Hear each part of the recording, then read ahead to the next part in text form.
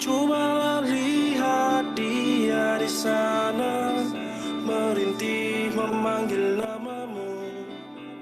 Jangan biarkan dia jatuh merana, terkubur bersama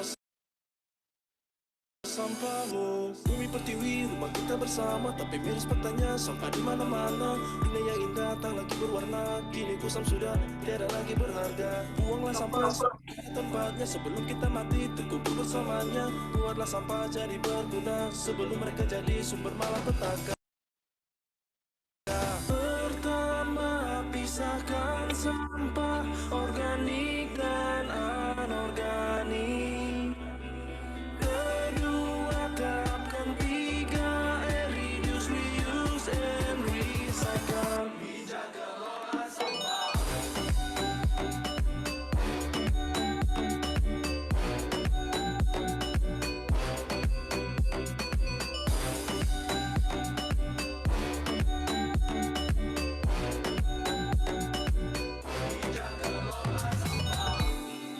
Alangkah indah jika bersama saling merangkul untuk dunia. Tiada lagi sampah berkelana di seluruh penjuru dunia. Bumi pertiwi rumah kita bersama, tapi miris petanya sampah di mana-mana. Dunia yang indah tak lagi berwarna, kini kusam sudah tiada lagi berharga. Buanglah sampah selalu pada tempatnya sebelum kita mati terkubur bersamanya. Buatlah sampah jadi berguna sebelum mereka jadi sumber malapetaka. Pertama, pisahkan sampah organik dan anorganik. Kedua, terapkan 3R, reduce, reuse, and recycle. Bijak kelola sampah.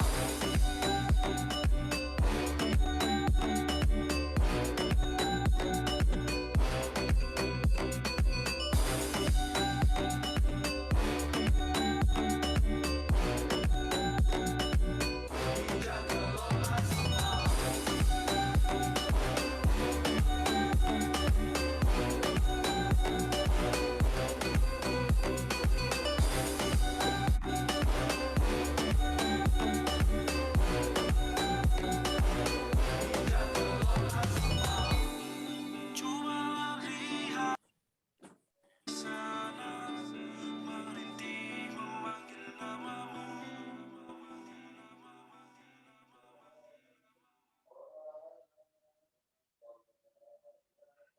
English is my second language. As a vlogger, I deal with social media a lot, which is actually fun for me, but I will say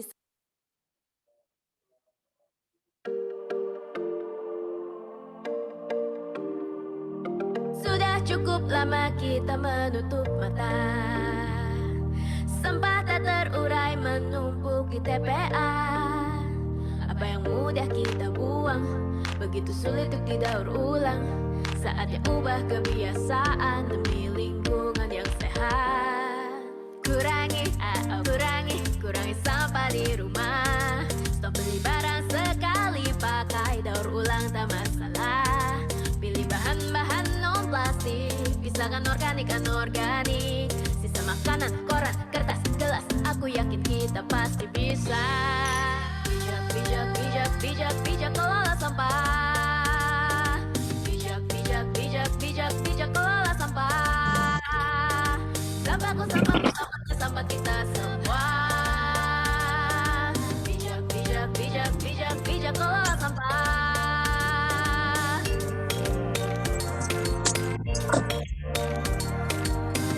Mau kita singin?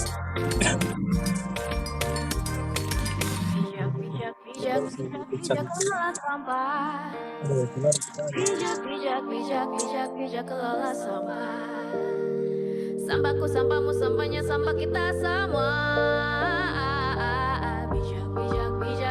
Bijak kelola sampah.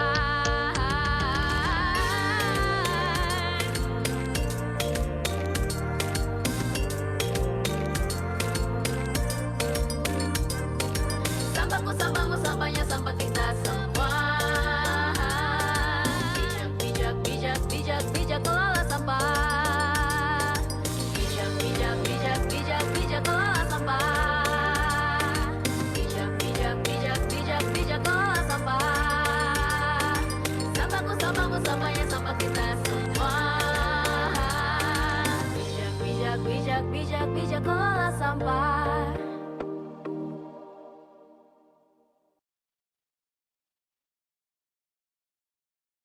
Yuk ayo semua bijak kelola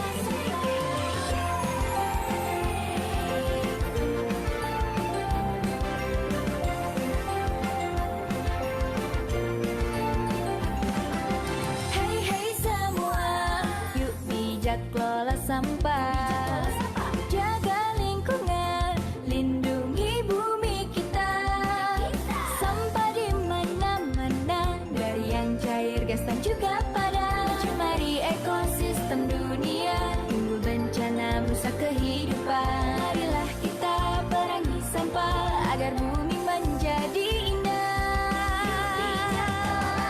Yuk bijak kelola sampah, reduce, reuse, recycle. Yuk bijak kelola sampah, pilih sampahnya. Yuk bijak kelola sampah, lindungi bumi kita. Berikan hidup bahagia dan nyaman untuk masa depan. Ayo semua bersama-sama bijak kelola sampah. Ayo semua bersama-sama, yuk bijak kelola sampah. Yuk bijak kelola sampah. What's the for change?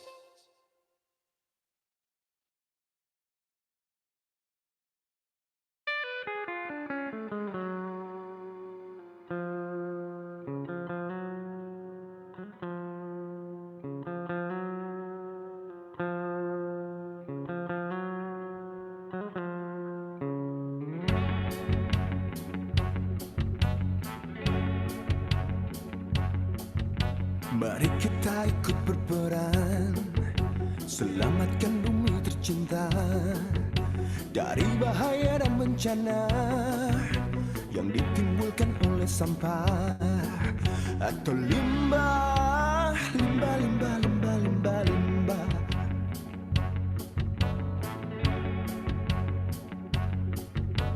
Pisahkan mereka semua sesuai sifat dan bentuknya, demi kelestarian alam, udara, darat, dan lautan.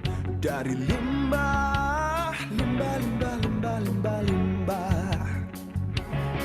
Ku jadikan ini pupuk organik, kau jadikan itu hiasan cantik. Kelola limbah B3 di pabrik, jangan tunggu munculnya penyakit.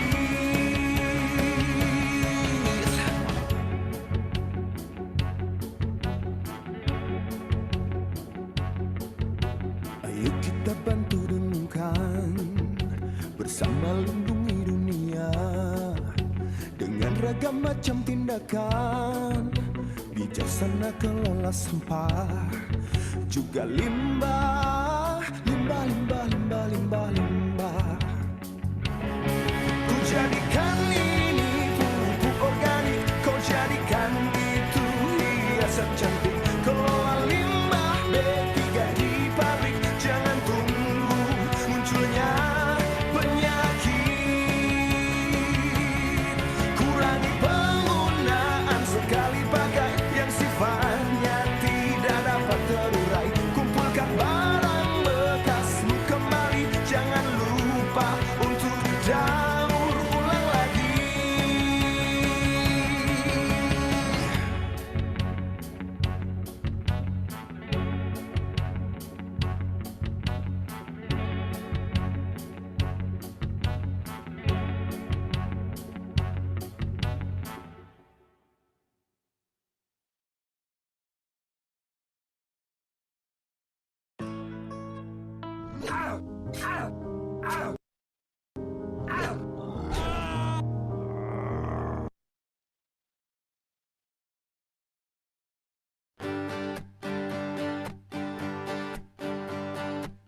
Bayangkan bening sungai itu ikan berenang tanpa terhalang oleh sampah kita. Segera sadarkan dirimu,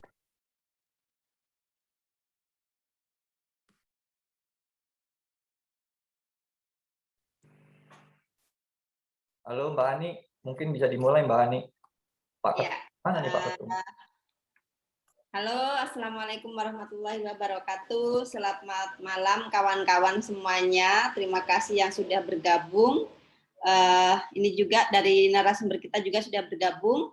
Terima kasih Mas Hano. Saya sapa dulu kawan-kawan yang lain. Ada Pak Lambas, Mas Hairil, Pak Abdul, Mas Satria, Mas Budi, Pak Logo, Pak Feiki, Mas Ala, Mas Ikra, Mas Danang, Pak Eko, dan Bu Paula. Selamat malam semuanya.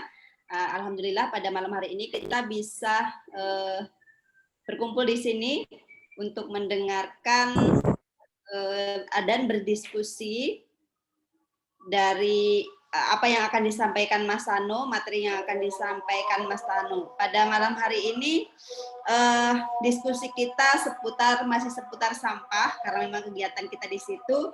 Jadi temanya pada malam hari ini adalah cara pengolahan sampah, sistem waste kredit dan benefitnya bagi pelaku industri daur ulang. Nah, saya rasa terutama saya ya, jadi masih awam terkait dengan waste kredit itu, jadi belum paham apa sih waste kredit itu. Nah, mungkin kawan-kawan juga di sini ada beberapa yang sudah tahu dan ada juga yang belum tahu. Nah, untuk informasi lebih lengkapnya selanjutnya waktunya kita serahkan saja langsung kepada narasumber kita pada malam hari ini, kepada Mas Hano. Kepada Mas Hano kami persilahkan.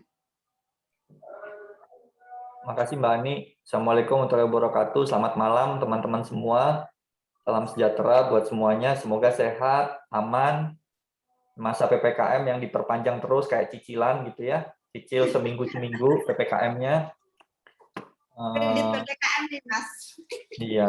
Jadi semoga semuanya tetap sehat ya. Hari ini saya diminta sharing tentang apa itu waste credit dan lain-lain. Yang pasti teman-teman sebagai pelaku persampahan coba pelajari peraturan Menteri LHK nomor 75 tahun 2019. Ya, pelajarin banget dah, kuasain secara detail sampai ke lampiran-lampirannya semuanya. Spirit atau semangat dari waste credit itu ada di situ juga, ada di dalam peraturan Menteri LHK nomor 75 tahun 2019. Tentang peta jalan pengurangan sampah oleh produsen. Itu nama peraturan menterinya. Artinya para produsen, ya apapun nih kayak gini contoh nih, aku baru minum vitamin menjaga ketahanan tubuh gitu. Nah ini merek ini harusnya punya strategi, punya peta jalan, punya rencana untuk mengatasi si kemasan ini gitu ya. Sama di sini banyak nyamuk nih misalnya kayak gini. Maka perusahaan ini pun harus sebenarnya untuk bertanggung jawab bagaimana rencana mereka untuk mengatasi ini. Semua sebenarnya produsen-produsennya, termasuk barang-barang kayak gini nih, ya mouse kayak gini, semua harusnya memiliki rencana terkait pertanggungjawaban terhadap sampahnya, ya atau yang biasanya disebut oleh banyak pihak juga Extended Producer Responsibility atau EPR gitu ya. Perpanjangan pertanggungjawaban produsen gitu. Nah, waste credit ini hanya salah satu mekanisme atau salah satu aktivitas yang menjembatani pertanggungjawaban produsen tadi. Nah, spiritnya sama dengan spiritnya carbon credit. Teman-teman juga bisa baca dan pelajari tentang carbon credit. Jadi karbon kredit itu adalah sebuah upaya di mana industri yang menghasilkan karbon, industri pada saat berproses kan butuh energi, ya energinya macam-macam, bisa bahan bakar batu bara, bisa bahan bakar minyak, gas dan lain-lain, dan semua proses itu akan menghasilkan karbon, termasuk pada saat proses transportasinya, bukan hanya pada saat proses memproduksinya. Ya, penggunaan listrik pun sebenarnya akan mengeluarkan karbon.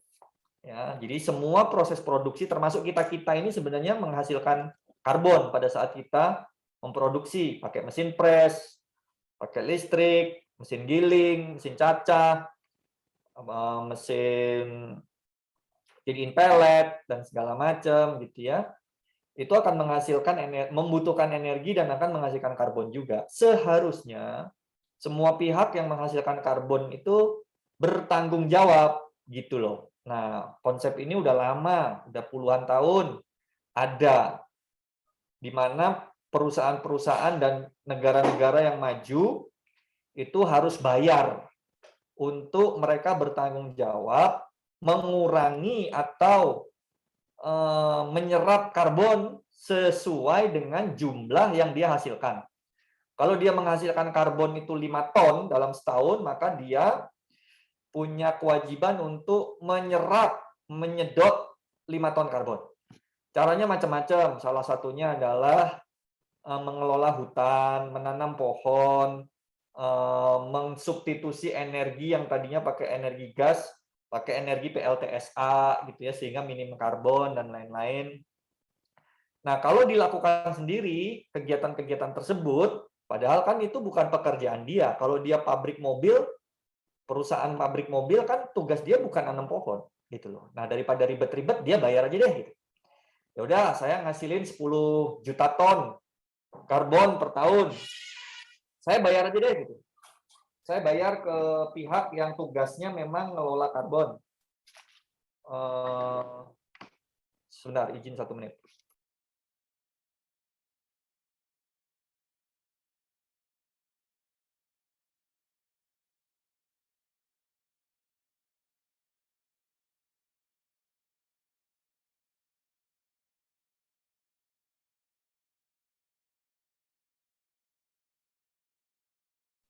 Oke, sorry, ada tim kantor yang butuh dikasih brief.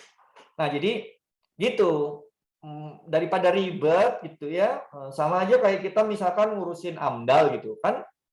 Kalau itu menjadi persyaratan dan kewajiban, ya masa AMDAL kita kerjain sendiri, ya kita kan bayar orang yang ahlinya gitu loh. Sama, kalau kita memang kena tanggung jawab untuk bagaimana kita bertanggung jawab terhadap karbon, ya saya bayar ahlinya aja. Untuk atas namaku, dia akan mengatasi permasalahan karbon ini, menyerap karbon gitu loh, dengan berbagai program yang sebenarnya opsinya ada banyak. Nah, dengan konsep yang sama, beberapa tahun terakhir muncullah konsep tentang plastik kredit atau waste credit. Prinsipnya sama. Produsen atau perusahaan menghasilkan sampah kemasan itu kan mereka tahu berapa ton nih per tahun mereka menghasilkan sampah ini. Ya, si produsen ini dia tahu. Produsen ini apalagi dia tahu nih berapa banyak botol yang dia jual tiap tahun. Dia tinggal konversi. Ini kalau ditimbang berapa miligram atau berapa gram dikali berapa botol yang dia jual, maka dia tahu berapa banyak kemasan yang dia hasilkan tiap tahun. Nah, maka kalau dia kena tanggung jawab untuk mempertanggungjawabkan kemasannya ini, daripada dia harus ribet-ribet ngumpulin sendiri, ya dia bayar pihak ketiga aja. Nah, itulah yang disebut dengan waste credit, teman-teman. Jadi simple banget, basic banget, dan mekanismenya saat ini masih istilahnya dalam tanda kutip pasar bebas. Belum ada aturan yang sangat tegas, yang sangat jelas mengatur terkait urusan waste credit ini. Semuanya berlomba-lomba untuk memberikan inovasi, ide-ide, gagasan-gagasan, untuk kemudian mereka bisa menawarkan program-program yang bisa dijadikan landasan pelaporan oleh perusahaan untuk melakukan offset si sampahnya gitu. Contoh misalkan kita dapat proyek dari Amerika, ada perusahaan misalkan perusahaan body lotion, dia tahu oh aku nyampah kira-kira 100 ton per tahun gitu. Ya sudah deh aku bayar Waste for Change, Waste for Change tolong dong kumpulin PP gitu. Karena kemasan lotionku semuanya PP. Kumpulin 100 ton ya, ini aku bayar gitu. Nanti kita tugasnya adalah ngumpulin sampah 100 ton dan membuktikan bahwasanya kita sudah mengumpulkan itu, ada dokumentasinya, ada pencatatannya. Nah, ini salah satu yang menjadi prasyarat, harus bisa diaudit datanya, ngambil sampahnya dari mana, dari siapa, proses pengangkutannya. Jadi semuanya ada datanya semua. Karena ujung-ujungnya yang dibeli itu datanya, bukan sampahnya. Sampah 100 tonnya mah mereka nggak butuh. Mereka yang penting sampahnya udah terserap, tidak dibuang sembarangan ke sungai, tidak dibakar sembarangan, tidak dibuang ke TPA dan segala macam gitu. Nah, si PP ini dipastikan untuk dikelola dengan baik. Nah, metode waste credit ini membantu alternatif tambahan inovasi pembiayaan. Karena harga barang material sampah itu naik turun nggak jelas. Tergantung harga minyak, tergantung harga dolar, tergantung permintaan, dikontrol dan dimonitor sama pabrik. Emang bisa Mas Budi bilang, saya mau jual kertas pokoknya 3.000. Kenapa? Karena ongkos saya 2.500. Saya mau untung 500. Kagak pernah bisa. Yang nentuin harga itu bukan Mas Budi. Yang nentuin harga itu selalu pabrik. Gitu, pabrik, terus kemudian suppliernya dan lain-lain gitu. Jadi kita nggak punya daya tawar. Nah, waste credit ini bisa membantu kita untuk kemudian menstabilkan harga atau menambah adanya pembiayaan-pembiayaan tambahan sehingga kita bisa beroperasi dengan baik. Kira-kira prinsipnya sih sesederhana itu ya. Aku langsung menjelaskannya kepada hal yang fundamental, aku upayakan, aku jelaskan sesimpel mungkin, semudah mungkin. Kita udah tulis di website dan teman-teman bisa baca, linknya udah aku kasih juga tentang apa itu waste credit. Sebenarnya seperti itu. Kalau tanya gimana Mas caranya? Nah, ini.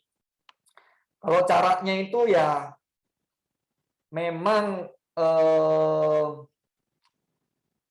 yang pertama teman-teman perlu punya skema pencatatan dan pendataan yang baik. Itu satu tentu saja ya. Skema pencatatan dan skema pendataan yang baik. Dari mana, dari siapa? Karena kadang-kadang mereka punya persyaratan. Contoh, saya mau memberikan pendanaan waste credit dengan catatan sampah-sampah ini dikumpulkannya hanya dari sektor rumah tangga, misalnya. Ya kita harus memastikan sampah yang kita tarik itu betul-betul dari sektor rumah tangga. Misalkan persyaratannya nggak boleh ada anak kecil di bawah umur ikut bekerja di dalam sistem ini. Nggak boleh ada tukang sortir anak-anak, nggak boleh ada tukang angkut anak-anak, dan lain-lain. Jadi ada permintaan-permintaan, ada persyaratan-persyaratan yang harus dipenuhi sesuai dengan permintaan dari klien. Pengolahannya harus ada pengolahan air limbah. Gitu. Nggak boleh, harus dibuktikan buang airnya betul-betul masuk ke sistem pengolahan air limbah yang baik dan benar. Karena saya maunya betul-betul mengatasi masalah, tidak menciptakan masalah baru. Jadi proses pembuktian-pembuktian itu yang harus bisa kita lakukan dan kita kerjakan. Nah, dari proses-proses itu akan menentukan harga waste creditnya. Karena semakin banyak syaratnya ya akan semakin rumit, semakin banyak prosesnya, harga waste creditnya bisa jadi lebih mahal. Gitu ya. Dan biasanya juga waste credit ditentukan harganya dari semakin mudah didaur ulang, semakin sudah ada harganya. Contoh PET, waste creditnya lebih murah, karena kan udah ada harganya, PET. Saset, nggak ada harganya nih, saset. Nah, harga waste creditnya bisa jadi lebih mahal. Karena kita butuh ongkos untuk mengelola ini. Gitu ya, butuh biaya untuk mengelola ini, butuh solusi untuk mengelola ini. Jadi biasanya waste credit per kilonya lebih mahal. Nah, mekanisme ini kami pahami dengan cara apa? Dengan cara banyak baca referensi, banyak baca jurnal, baca penelitian, baca perkembangan, mengikuti update-update dunia persampahan di luar negeri, ikutan newsletter dan lain-lain. Jadi memang perlu bergaul dengan perkembangan informasi dan perkembangan dunia persampahan di luar negeri gitu ya. Jadi memang ini yang menjadi salah satu tantangannya. Nah, apa yang kita lakukan, karena nggak semua pihak bisa mengakses atau mencari dana waste credit, yang dilakukan Waste for Change adalah kemudian bermitra. Misal, oke, kita diminta ngumpulin saset sebanyak-banyaknya, misalkan gitu ya. Ya kita cari yang biasanya ngepul sampah, yang biasanya ngumpulin sampah dan lain-lain, kita ajak bermitra. Kamu mau nggak ada kerjaan nih ngumpulin saset? Biasanya saset kan nggak ada harganya. Nah, kita ada harganya nih. Kamu kumpulin, nanti kita kasih pendanaan. PET misalkan. Kamu ngumpulin PET kayak gimana? Misalkan. Oh, biasanya seperti ini. Mau nggak kerja sama Waste for Change? Tapi syaratnya nggak boleh ada anak-anak kerja lagi gitu. Nah, tapi nanti harganya kita beli agak lebih mahal dikit gitu. Nah, hal-hal seperti ini yang sebenarnya kita lakukan dan kita kerjasamakan. Nah, kehadiran kami Waste for Change di APSI adalah melihat potensi-potensi seperti itu. Artinya siapa ya yang bisa kita ajak kerjasama?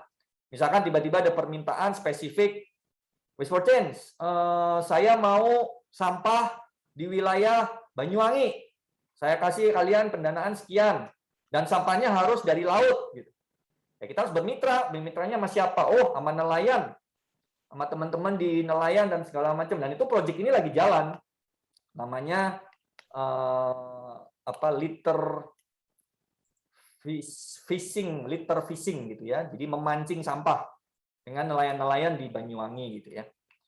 Kemudian kita punya proyek, saya mau ada yang minta, saya mau sampah di sungai, tolong angkut dong sampah di sungai sebanyak-banyaknya, aku kasih dana per kilo sekian gitu. Ya udah, kita bikin operation untuk ngangkutin sampah di sungai gitu ya. Jadi apa yang kita lakukan sebenarnya, kita memiliki tim, memiliki kompetensi, memiliki jejaring kemitraan seluas-luasnya, supaya kalau ada potensi pekerjaan, proyek, dan lain-lain, kita tinggal berjejaring sebenarnya.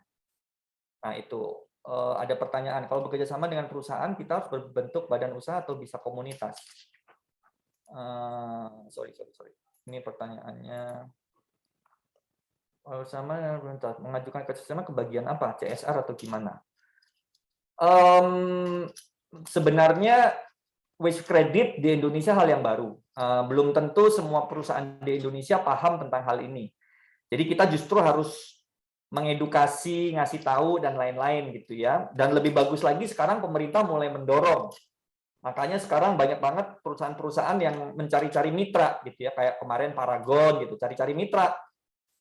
Karena mereka mau membayar dosa atau mau bertanggung jawab terhadap jumlah kemasan yang mereka hasilkan, itu mau mereka pertanggungjawabkan gitu. Kerjasamanya memang sebagian besar banyaknya di bagian CSR untuk saat ini. Yang lebih tepat sebenarnya ada di bagian sustainability. Ya, jadi banyaknya di bagian sustainability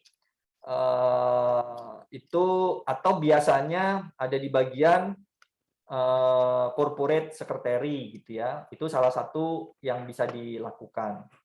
Makanya memang ya perlu banyak berdiskusi dan bergaul ya dengan banyak pihak. APSI bisa nggak menjadi manajemen waste credit? Bisa, asalkan APSI-nya kuat.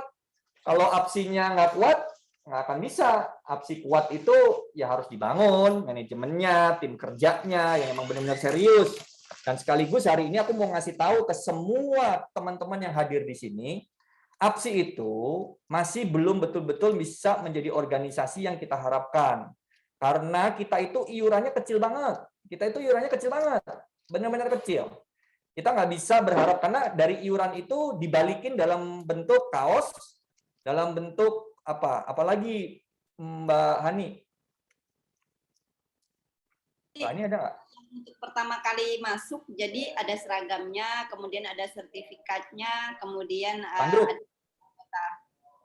ya, dan ada kegiatan-kegiatan webinar seperti ini. Sebelumnya sih kalau memang iurannya lancar, jadi itu ada tali asi lah buat narasumber. Tapi kita lihat sekarang kondisinya seperti ini, Mas. Jadi kalau kita punya rasa gotong royong dan kepemilikan yang besar, kita harus berperan membantu APSI menjadi lebih kuat ya, DPP-nya, DPD-nya dan lain-lain. Dan komunikasinya memang harus benar-benar komunikasi yang positif, komunikasi yang berpartisipasi. Kalau ini nggak bisa, aku bisa bantu apa dan lain-lain. Tapi nggak bisa diharapin juga. Kenapa? Karena saya paham benar positioning para anggota pun mikirin perusahaan sendiri aja udah masih banyak PR dan bingung gimana mau membantu asosiasi gitu. Jadi ini hal yang saya pahami dan saya ketahui. Maka dari itu yang bisa aku lakukan ya membantu, minimal jadi teman curhat atau teman diskusinya Bang Saud, ngasih tahu, masukan. Ada teman-teman dari DPD ngontak, ya jadi teman mendengar, ngasih input, ngasih masukan gitu ya. Kenapa? Karena menurutku ini memang punya potensi. Di sisi lain kalau emang mau dibangun, ya harus betul-betul cukup solid, kita matang, kita cukup dewasa untuk membangun ini semua. Ya kalau enggak susah sekali. Waste for Change tuh kemarin malah bilang kekecilan, Bahani 500.000 per tahun gitu. Harusnya lebih gede, aku bilang. Aku sampai transfer lagi kemarin 2.500.000 gitu. Kenapa? Karena kalau berharap APSI bisa betul-betul maju, berkembang dan kuat, maka kesekretariatan dan DPP-nya harus kuat dan itu butuh biaya gitu. Dan itu salah satu yang harus dikerjakan. Bisa banget kalau memang APSI mau mengambil celah waste credit ini. Tetapi kalau emang belum APSI-nya kuat, ya sayang gitu loh. Itu yang memang perlu dilakukan gitu ya. Di teman-teman kalau mau baca-baca di Jepang namanya GCPRA, mirip kayak IPRO-nya Indonesia. Ya, contoh IPRO. Kenapa IPRO bisa jalan? Ya anggota IPRO kan perusahaan gede-gede, bukan perusahaan kayak kita-kita. Perusahaannya Danone, Coca-Cola, Nestle, Unilever, Tetra Pak, Indofood. Yang hampir semuanya rata-rata revenue-nya triliunan semua. Jadi mereka bisa membentuk asosiasi dengan sangat cepat itu ya, IPRO, bahkan dua mereka, ada PRACE dan ada IPRO gitu. Nah, IPRO untuk saat ini memang mengelola dananya mereka sendiri. Jadi waste credit-nya mereka disalurkan ke IPRO, dari IPRO baru mereka melelang. Kayak kemarin kan mereka melelang. Ayo siapa yang bisa ngumpulin Tetra Pak? Sini minta proposalnya. Ayo siapa yang bisa ngumpulin PET? Mana proposalnya? Nah, itu kan yang dilakukan. Mirip sebenarnya, itu juga waste credit sebenarnya. Gitu. Nah, tapi kalau teman-teman mau langsung direct, ya tadi ada beberapa persyaratan yang harus dipenuhi, yaitu pendataan, standarisasi, dan segala macam. Gitu. Nah, kalau kami cukup punya berkah rezeki gitu ya, dipercayalah oleh banyak pihak, investor dan lain-lain gitu. Karena sekarang tim kami yang bekerja udah ada sekitar hampir 80-an yang di kantor doang, 80-an orang di kantor di Waste for Change itu. Dan itu semua bekerja untuk terus menggali inovasi, menggali strategi, menjalankan hubungan dengan pemerintah, menjalankan hubungan dengan perusahaan dan lain-lain gitu. Jadi kalau ditanya gimana caranya, wah dimulai dari mana ya? Dimulai dari memperkuat diri, dimulai dari membangun kapasitas diri. Kalau enggak ya bermitra aja dengan yang sudah lebih mandiri segala macam gitu. Kami juga pengen nih bermitra dengan teman-teman, tapi kita juga punya batasan. Artinya kita melihat-lihat dulu. Gitu. Pengennya sih kalau bisa se-Indonesia, tapi poinnya kan punya keterbatasan juga. Nge-handle yang di wilayah Jabodetabek sini aja masih keteteran waste for change gitu ya. Sampahnya banyak banget, 20.000 ton per hari di Jabodetabek nih. 20.000 ton loh. Waste for change belum bisa mengatasi dan menyerap itu semua gitu.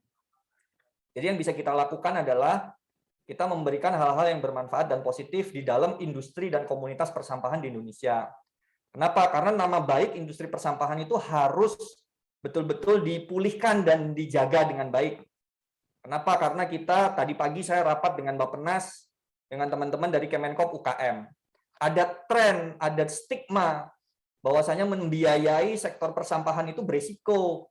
Membiayai sektor persampahan itu banyak nggak baliknya gitu. Itu kan sayang teman-teman yang betul-betul butuh dana, amanah, jujur, jadi kesulitan.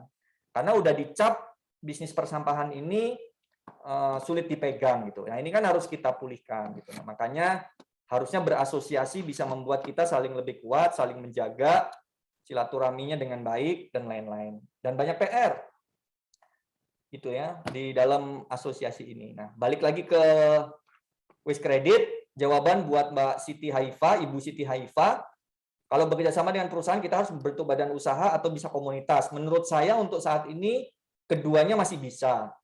Saya masih bisa melihat perusahaan itu kerjasama dengan komunitas, saya masih melihat bisa. Ya, memang lebih prefer mereka dengan badan usaha karena punya legalitas yang jelas, karena punya administrasi yang jelas.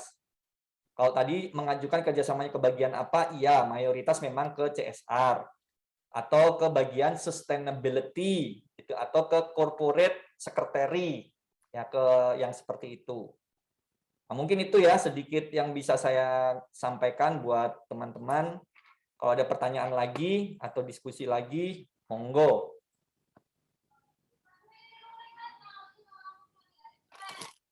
Ya, bagi teman-teman, terima kasih sebelumnya Mas Ano sudah memaparkan materi dan cukup jelas sekali terkait dengan waste credit yang beliau sampaikan. Kepada teman-teman yang ingin menyampaikan pertanyaannya, bisa langsung dibuka mute-nya dan bisa langsung bertanya kepada Mas Ano.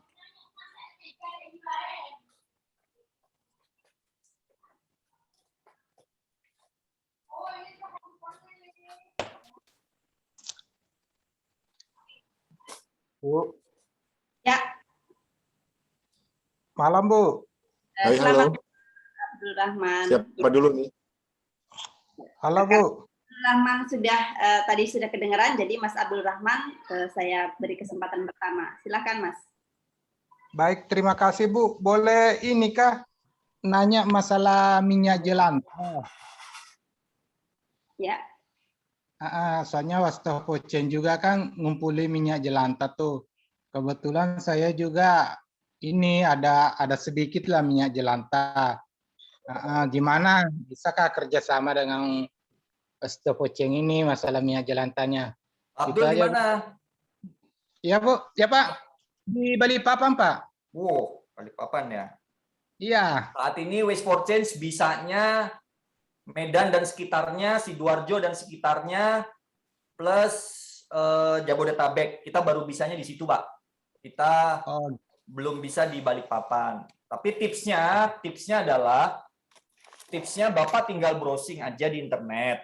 Banyak para pembeli atau eksportir minyak jelantah ke luar negeri, dan setahu saya di daerah Kalimantan juga ada. Cuman saya nggak tahu ya siapa. Dikontak aja, dicek, hubungin mereka, jadilah mitranya gitulah. Kemudian ya sudah, carilah jelantah sebanyak-banyaknya jual ke eksportir. Sebenarnya yang dilakukan Waste for Change sesimpel itu. Saya pikir banyak teman-teman lain juga seperti itu. Karena menjadi eksportir itu tidak mudah. Persyaratannya, modalnya, izinnya. Jadi kita mengambil positioning menjadi mitra eksportir, dan tugas kita adalah mengumpulkan minyak jelantah sebanyak-banyaknya dengan cara yang kreatif dan inovatif. Saat ini Waste for Change baru bisa bermitra dengan area Medan dan sekitarnya, area Sidoarjo dan sekitarnya, dan ada area Jabodetabek. Apabila ada yang teman-teman berkenan bermitra, bisa diskusi dan ngobrol-ngobrol dengan kita. Tapi kalau Kalimantan, kita belum punya solusi, Pak Abdul Rahman. Mungkin harus, nanti saya coba bantu browsing-browsing. Kalau ada info, saya kasih di grup APSI. Oke, siap Pak. Makasih. Ya, terima kasih Pak Abdul Rahman. Ya. Mungkin yang lainnya, ada pertanyaan yang lainnya terkait dengan waste credit, Mas Budi atau Pak Lambas atau yang lainnya? Saya dulu boleh? Boleh, silakan Mas. Oke, halo malam. Assalamualaikum semua. Waalaikumsalam warahmatullahi wabarakatuh. Ya. Wajahmu nggak pakai masker beda ya? Lagi brewokan ini, Mas. Iya, lanjut. Ya, senang ya bisa kumpul lagi sama teman-teman APSI via online. Kalau saya selalu antusias dengerin Mas Ano berbicara tuh, menularkan semangat. Cara menyampaikannya itu penuh semangat. Kompor berarti Mas. Kayak vibrant. Saya pakai kaos vibrant ya Mas. Mantap. Ya, gini, jujur saya belum baca Permen 75 ya, tapi dari tadi yang disampaikan nangkep sedikit lah tentang waste credit itu. Nah, ada hal menarik ya yang saya tangkap. Jadi gimana waste credit ini bisa menyentuh seluruh level dan mencakup seluruh area ya. Jadi bukan hanya, kalau kita coba lihat kan yang selama ini ada di kota-kota besar ya. Kayak contoh yang ada di APSI lah, yang di teman-teman kerjain itu lay mineral itu ya, itu kan hanya beberapa titik aja. Terus mungkin ini mau mulai Paragon atau ada produk-produk atau perusahaan-perusahaan besar yang sudah melakukan. Nah, contoh kecil kalau di daerah-daerah kecil itu kan kayak bungkus kemasan dan lain sebagainya itu kan pasti ada gitu, dan itu nggak kesentuh. Itu pertama. Jadi maksud saya West Credit ini bukan hanya sekedar pencitraan perusahaan atau hanya servis ke pemerintah biar apa perusahaannya itu nanti dimasukkan ke green corporate gitu. Jadi maksud saya gimana caranya melihat West Credit itu bisa menyentuh seluruh level dan mencakup seluruh area gitu. Jadi bukan hanya di titik tertentu. Itu pertama. Yang kedua, gimana caranya wong cilik gitu ya bisa melihat hasil audit dari West Credit ini. Jadi lebih konkretnya auditnya ini bisa diketahui oleh publik gitu. Itu terkait West Credit. Terkait APSI mungkin nanti kita bisa nyambung lagi lah. Ya. Itu aja Master Suhu Sano sama teman-teman yang lainnya. Ya. Senang bisa ketemu Mbak Hani. Halo. Udah berapa tahun nggak ketemu nih. Bisa ketemu lewat virtual. Alhamdulillah masih pada sehat semua.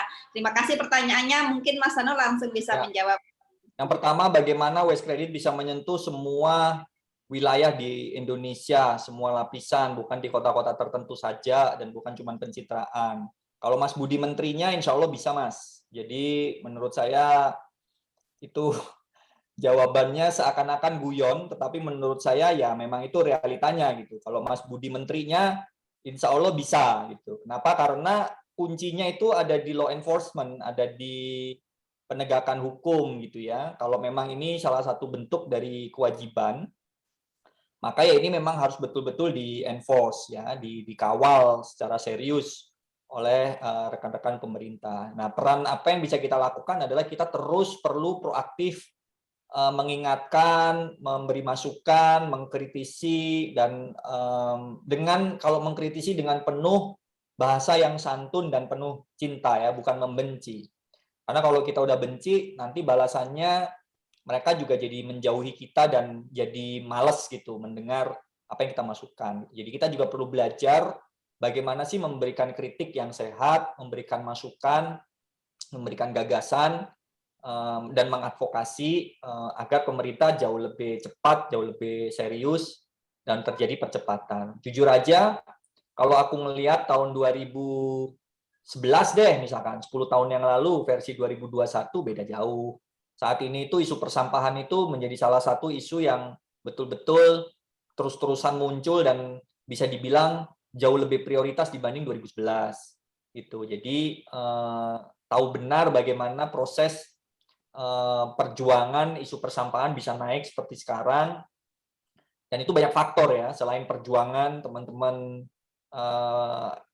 ya banyak pihak lah ya, aktivis, akademisi, media, dan situasi persampahan itu sendiri juga memiliki pengaruh karena masalahnya makin kelihatan, apalagi dengan dunia sosial media zaman sekarang. Hujan dikit, tiba-tiba ada got yang langsung mengalir itu sampah duluan itu, bukan airnya gitu ya. Yang pertamanya gotnya kering, di bagian atas hujan, terus kemudian, nah itu kan udah ada beberapa kali kejadian video lautan sampah mengalir di selokan dan segala macam. Nah, kejadian-kejadian seperti itu membuat urgensi gitu ya, karena makin kelihatan masalahnya. Nah, jadi kalau dibilang bagaimana ini bisa merata, hampir mirip lah dengan teman-teman kalau mau mendengar tentang kenapa masalah sampah ini nggak selesai-selesai. Kayaknya aku pernah posting di APSI gitu ya, silakan dicek dan ditonton lagi. Karena masalah fundamentalnya masih bermasalah. Bagaimana kita bisa membangun sebuah rumah dengan baik, bagaimana kita bisa membangun sebuah cita-cita dengan baik, kalau pondasinya itu keropos. Ya pasti goyang, pasti gampang roboh. Sama, di isu sampah juga sama. Kenapa ini kok lama, nggak selesai-selesai segala macam? Karena pondasinya belum betul-betul kuat. Nah, pondasinya itu salah satunya memang terdiri dari bagaimana kita berbangsa dan bernegara, berkarakter. Dan itu terlihat di APSI lah. Bagaimana kita menyatakan pendapat, bagaimana kita menyampaikan pendapat, bagaimana kita menyampaikan kritik, bagaimana kita merespon kritik, dan itu proses pendewasaan kita semua. Itu APSI baru Indonesia kecil. APSI itu Indonesia kecil. Bayangin Indonesia yang seluas ini gitu. Jadi kita sendiri masih punya PR besar terhadap kedewasaan berbeda pendapat, kedewasaan untuk kemudian berkonflik. kedewasaan menyampaikan aspirasi dan lain-lain. Itu masih PR besar di Indonesia. Yang kedua, karena hal seperti itu ya, termasuk ngomongin tentang menjadi orang yang Pancasilais dan baik sesungguhnya gitu ya. Ya, tidak membohongi, tidak nipu dan lain-lain. Dan di sektor persampahan ini banyak sekali kejadian-kejadian ngebom gitu ya. Kita beli bahan, diselip-selipin batu, dikasih air dan segala macam. Jadi PR karakter itu masih kerasa banget. Karena karakter tadi masih bermasalah dan kedewasaan juga masih bermasalah, di layer atasnya sistem birokrasi dan sistem politik jadi kacau juga. Politiknya politik keberpihakan kepada kelompok sendiri, bukan untuk masyarakat gitu. Gimana caranya kita bisa membangun sistem persampahan di atas fondasi ini gitu? Sulit sekali. Penegakan hukum nggak jalan gitu. Jadi kalau ngomongin bagaimana supaya programnya merata, jadi ngurusin sampah ini sama dengan ngurusin bangsa dan negara kita. Beneran gitu loh. Ya sama isu kesehatan, isu pendidikan, emang udah merata di Indonesia? Tidak. Tetap aja di Jawa yang paling standarnya lebih baik dibanding wilayah-wilayah lain gitu. Itu realita gitu loh. Jadi itu PR. Jadi kalau ditanya gimana Mas, saya supaya ini caranya merata. Mas Budi jadi menteri deh supaya kayaknya ini bakal lebih bisa merata kalau Mas Budi menterinya gitu. Kenapa? Karena PR-nya berat banget. Belum tentu aku pun jadi gubernur, bupati, wali kota bisa ngatasin sampah gitu. Karena tersandra dan tersita oleh banyak hal. Tadi dua pondasi itu yang betul-betul masih fundamental bermasalah. Iuran naik 1.000, ribut, gitu, rame, gitu segala macam, gitu. Jadi tingkat ketidakpercayaan kita antar sesama itu tinggi banget. Nah itu yang menjadi masalah. Nah ini mohon maaf ya kalau ternyata dibawanya ke hal yang fundamental dan filosofis karena memang itu masalahnya. Jadi kalau ditanya gimana ya Bu Dorcas, gimana nih di Kalimantan supaya programnya bisa masuk ya? Kan keputusannya bukan di kita. Keputusannya itu ada di klien gitu. Ada di Mayora, ada di Paragon gitu. Kalau mereka bilang, kita maunya di Jabodetabek dulu gitu. Bahkan bukan Jabodetabek kemarin itu si Paragon. Kita maunya di Tangerang dulu dia bilang. Loh, kita terus bisa bilang apa? Mau ngotot se-Indonesia dong. Kalian kan punya produk se-Indonesia gitu ya. Mau ngotot kayak gitu pun nggak bisa apa-apa lah. Wong yang punya uang mereka kok gitu loh. Jadi yang bisa kita lakukan adalah terus tanpa lelah mendorong isu ini, mengedukasi semua pihak, memberitahukan bahwasanya daerah teman-teman juga membutuhkan perhatian dan lain-lain gitu ya. Dukungan gitu. Memang seperti itu Mas Budi. Itu realita pahit lah Indonesia ya gitu. Jadi kalau ditanya kapan ke Tulungagung dan lain-lain, saya punya tips. Saya punya tipsnya begini. Daripada saya datang ke pemerintah, lebih baik pemerintah datang ke saya. Caranya gimana? Berprestasilah. Jadi kalau mau pemerintah, dana, perhatian, datang ke Tulungagung, berprestasilah di Tulungagung, sehingga banyak orang pengen masuk ke Tulungagung. Nah, itu prinsipnya kalau dari saya. Karena kalau saya datang dan meminta sesuatu, itu orang tidak punya energi untuk kemudian terlalu mendengarkan kita. Coba aja datang ke DLH. Kalau kita yang datang ke DLH, sibuk mereka, main handphone, pikirannya kemana, segala macam gitu. Paling dengar cuma setengah hati gitu. Itu realita juga. Tapi kalau kita berprestasi, kita yang dicari-cari. Dicari-carinya pas masa Adipura. Pas masa penilaian Adipura, dicari-cari kita. Tolong dong kita mau dinilai gitu pada saat butuh. Itu memang alamiah dan naluriah, tapi ya memang seperti itu. Jadi saran saya, teman-teman aktif deh. Aktif di LinkedIn. Hubungi orang-orang yang ada di perusahaan-perusahaan. Kan gampang, di LinkedIn itu bisa dicari. Siapa sih manajer sustainability, manajer CSR-nya, segala macam. Di-add, perkenalkan diri, diskusi, ngobrol. Dan itu yang dilakukan oleh Waste for Change juga. Itu yang kita lakukan. Pertanyaan kedua tentang bagaimana bisa melihat laporan auditnya. Hubungan kerjasama itu sifatnya kan dua pihak, Mas. Antara pihak yang memberi kontrak dengan orang yang menjalankan kontrak. Jadi data audit ini sifatnya juga ada konfidensial antara dua belah pihak. Kecuali pemerintah yang membuat regulasi supaya data ini betul-betul dibuka secara transparan. Itu beda urusan. Nah, masalahnya kan lagi-lagi pemerintah belum membuat hal seperti itu. Kita berjuang di isu transparansi. Kita sampai bikin namanya bebassampah.id, pengen bikin indeks tata kelola persampahan di Indonesia tiap kota, betul-betul gitu ya. Jadi kita bikin nih. Tapi ini juga perjuangannya masih belum benar-benar tuntas. bebassampah.id. Teman-teman bisa bikin akun di situ, bisa melaporkan informasi, data, dan lain-lain gitu ya. Perjuangan lah. Jadi kalau pertanyaan kedua, kami tanda tangan kontraknya sifatnya konfidensial. Auditnya adalah audit internal yang dilakukan oleh klien kepada proses yang ada di kita. Jadi kita tidak punya kewenangan untuk membuka data itu ke publik. Itu jawaban saya. Kecuali tadi pemerintahlah yang kemudian meminta. Contoh misalkan Si Raja gitu ya, aplikasi sistem limbah B3 yang punyanya KLHK gitu. Nah, teman-teman bisa lihat di situ. Si Raja, kalau nggak salah namanya Si Raja. Teman-teman bisa lihat siapa saja pemain limbah, kayak gimana, dan lain-lain. Nah, kalau udah dimandatori seperti itu, baru tuh datanya akan kebuka. Si Raja ya bener ya? Namanya Si Raja bukan sih? Kurang paham saya, Mas. B3. Oh ya bener nih. Oh ini aja harus login dan lain-lain. Nih lihat teman-teman. Si Raja ya. Ternyata ini nggak terbuka untuk publik. Kita harus login dan lain-lain. Aplikasi pelaporan kinerja pengelolaan limbah B3 namanya Si Raja. Itu juga salah satu yang sedang digagas oleh KLHK. Untuk bank sampah sekarang juga udah ada juga bank sampah. Oh ini nih data publiknya bisa dilihat di sini, sorry. Nih ke home. Nah nih data publiknya. Mari kita lihat bareng-bareng. Tapi ini kan baru B3 karena diatur banget. Untuk urusan kemasan dan lain-lain. Videonya nggak aktif, Pak. Belum diatur. Bentar ini. Udah kelihatan. Oke, Pak.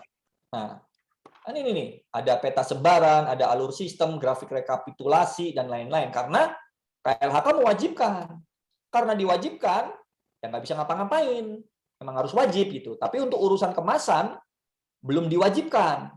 Karena belum diwajibkan, ya tidak ada kebutuhan dan niatan dari perusahaan untuk membuka datanya gitu. Jadi kalau jawaban untuk bagaimana publik bisa mengakses data auditnya selama belum diatur dan diwajibkan oleh pemerintah, kemungkinan besar datanya pasti private atau tertutup.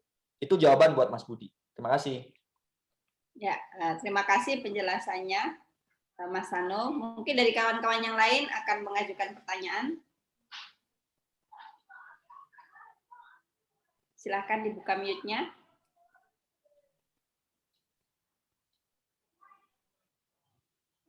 Ada Mas Hairil Anwar, ada Pak Abdul Rahman, ada Bang Emil, dan yang lainnya mungkin mau sharing. Monggo dibuka mute-nya saja langsung. Nih Mas Budi, Ponorogo. Tuh, nih aku buka.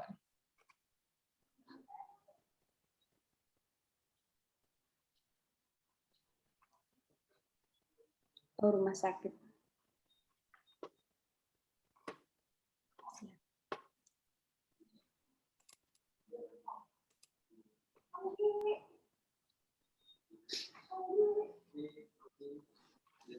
Ada lagi dari teman-teman? Ini Pak, saya mau nanya. Silakan. Jadi seperti ini, masalah waste credit itu kan tadi dikatakan bahwa waste credit itu bisa berjalan jika perusahaan itu sudah sudah matang ya, hitungannya sudah, manajemennya sudah bagus lah. Nah mungkin ini sih kekurangan kami, contohnya mungkin kami masih baru lah, saya baru 6 bulan di waste management ini, baru belajar lah. Jadi maksud saya apakah ada bimbingan dari Waste for Change atau seperti apa untuk memulai untuk waste management yang baik, yang hitungannya manajemennya baik gitu Pak. Sehingga bisa berjalan seperti Waste for Change seperti itu. Atau bagaimana cara bermitra dengan Waste for Change. Seperti itu, Pak. Mas Hairil di mana? Samarinda, Pak. Kaltim. Di Samarinda, Kaltim. Samarinda, Kaltim. Oke. Saat ini Waste for Change belum punya program pendampingan ataupun pelatihan. Yang ada kayak kemarin gitu ya, ada ilmu-ilmu tentang persampahan dan di dalamnya proses persampahan Itu teman-teman bisa pelajari gratis ya, yang kemarin aku sharing, kuliah umum tentang pengelolaan sampah. Karena kita mulainya juga dari memahami ilmu itu. Gitu. Jadi basic-basic itu yang kita kuasai dan kita pahami. Bedanya kan kalau saya memang kuliahnya di sektor persampahan ya. Saya harusnya 4 tahun lulus S1 di sektor teknik lingkungan yang ada mata kuliah persampahannya, banyak mata kuliah persampahannya. Jadi memang saya dididik dan belajar di dunia pengelolaan sampah secara 4 tahun. Itu pun saya tempuh dengan waktu 6 tahun. Jadi saya khatam gitu, 6 tahun di kampus belajar, beraktivitas dan lain-lain. Keluar dari kampus pun masih terus belajar sampai detik ini. Sehingga Waste for Change bisa memiliki banyak informasi dan pengetahuan. Nah, kita punya keterbatasan, Mas Hairil. Mohon maaf, kita betul-betul belum bisa untuk membuat skema pendampingan. Harapan saya justru APSI. APSI ini sedang saya bantu dengan keterbatasan waktu yang saya punya. Aduh, waktu saya udah tinggal, ini aja udah sebenarnya ya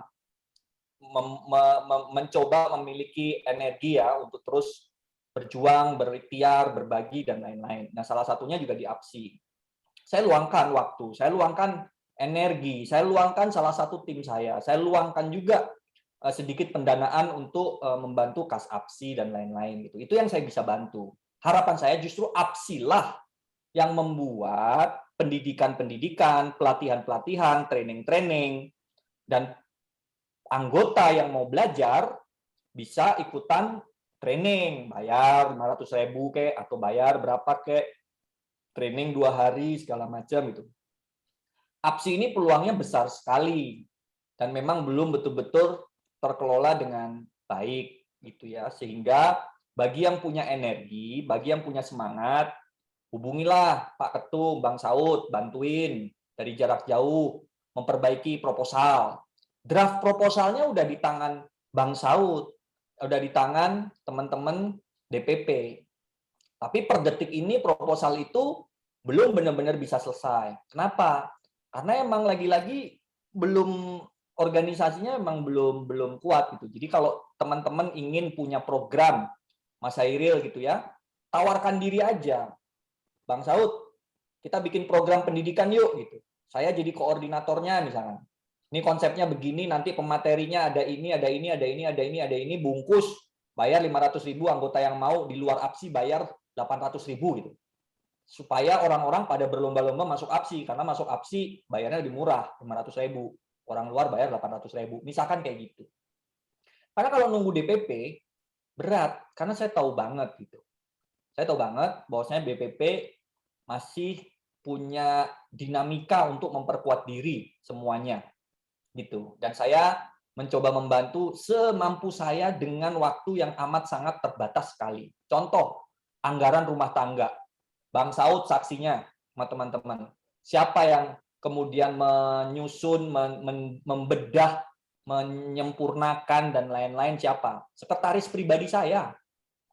Sekretaris pribadi saya kasih tugas, tolong dibedah anggaran rumah tangga, coba referensi sana-sini, interview Bang Saud, interview Bang Febri, segala macam. Kalau udah jadi draftnya, share ke DPP. Supaya DPP benar-benar nanti mereview dan lain-lain, supaya cepat jadi yang namanya ART. Sampai kayak gitu. Gitu loh. Itu yang saya sebut dengan semangat kontribusi. Itu yang saya hadir di APSI, berkontribusi semampu saya. Waktu, tenaga, pikiran, energi. Gitu. Proposal. Nih Bang, coba pakai. Ayo sempurnakan gini gitu.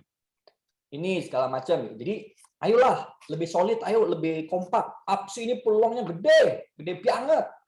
Gitu. Itu Mas Budi kalau bisa daulat aja jadi ketua KSA, knowledge skill. A-nya apa Mas? Lali apa Mas? A-nya Mas? Knowledge skill sama apalah, lupa lagi A-nya. Hanya attitude. Knowledge, skill, attitude. Mantap training. Satu hal yang aku juga PR di APSI, aku pengen banget sumbangsi tentang kode etik.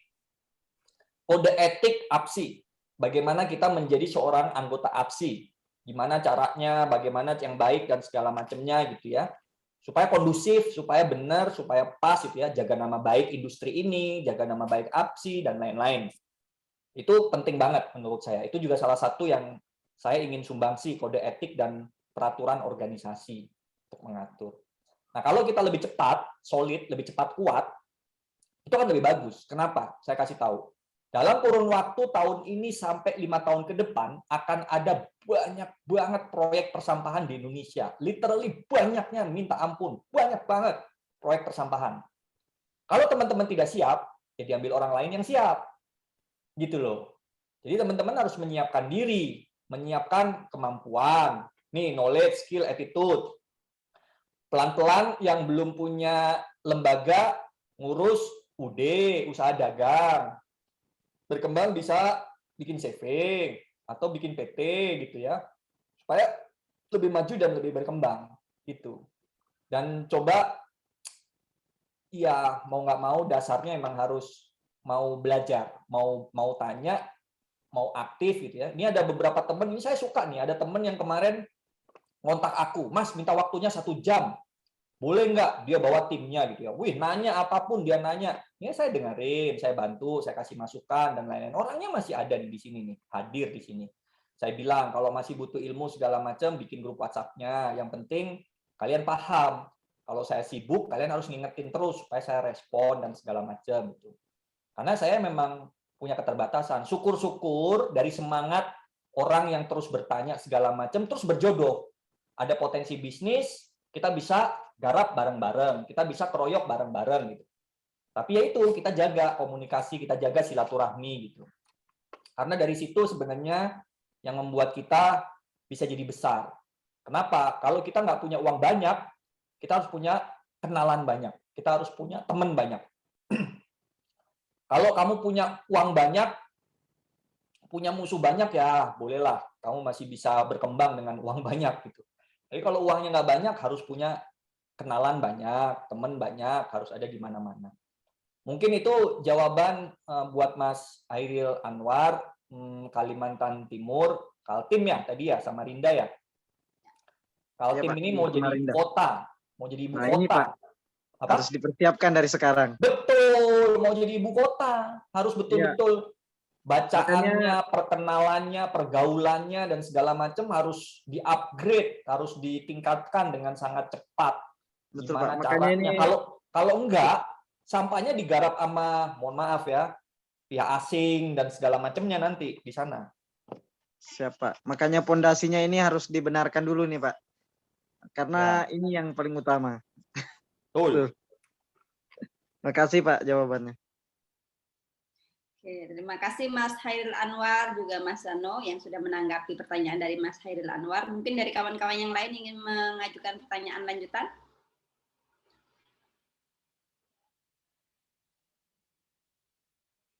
Mumpung Mas Zano punya waktu nih buat kita nih. Kadang-kadang waktunya susah sekali, bukan kadang-kadang ya, tapi waktunya luar biasa susahnya. Curhat tentang APSI juga boleh deh. Mungkin ada yang mau curhat-curhat tentang APSI. Kalau waktunya pakai rate komersial mahal ini. Justru itu kan sekarang nggak pakai rate komersial, jadi harus dimanfaatkan sebaik-baiknya nih.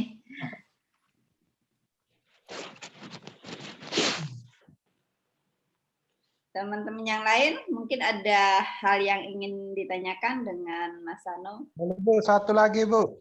Ya, silakan Mas Abdul Rahman. Iya, ini Bu masalah lab, akses ke lab. Jadi mungkin Pak Sanu bisa ada akses ke lab. Kebetulan kita punya satu produk yang kita mau bawa ke lab, tapi biaya di lab itu kan mahal. Sedangkan kalau kita mau ini biasanya nggak diterima. Jadi pernah juga saya tawarkan ke suatu perguruan tinggi, katanya alatnya tidak ada di sana. Saya kasih pindah lagi di tempat lain, katanya yang nguji tidak ada tapi alat ada. Jadi gimana ini Pak solusinya supaya Abdul Rahman. Ya, apa Pak? Produknya ekoenzim. Oh, ekoenzim. Ya, ekoenzim kebetulan kalau memang untuk pertanian kan sudah sudah adalah hasilnya, cuma kita mau berbicara dengan sesuai dengan fakta itu kalau kita cuma testimoni kan kurang. Tapi kalau didasari dengan hasil lab, ya mungkin ada ini hasilnya. Gitu Bu. Terima kasih Pak. Oke. Saran saya cari kampus terdekat atau cari universitas yang mungkin punya lab kimia, lab biologi, lab lingkungan gitu ya.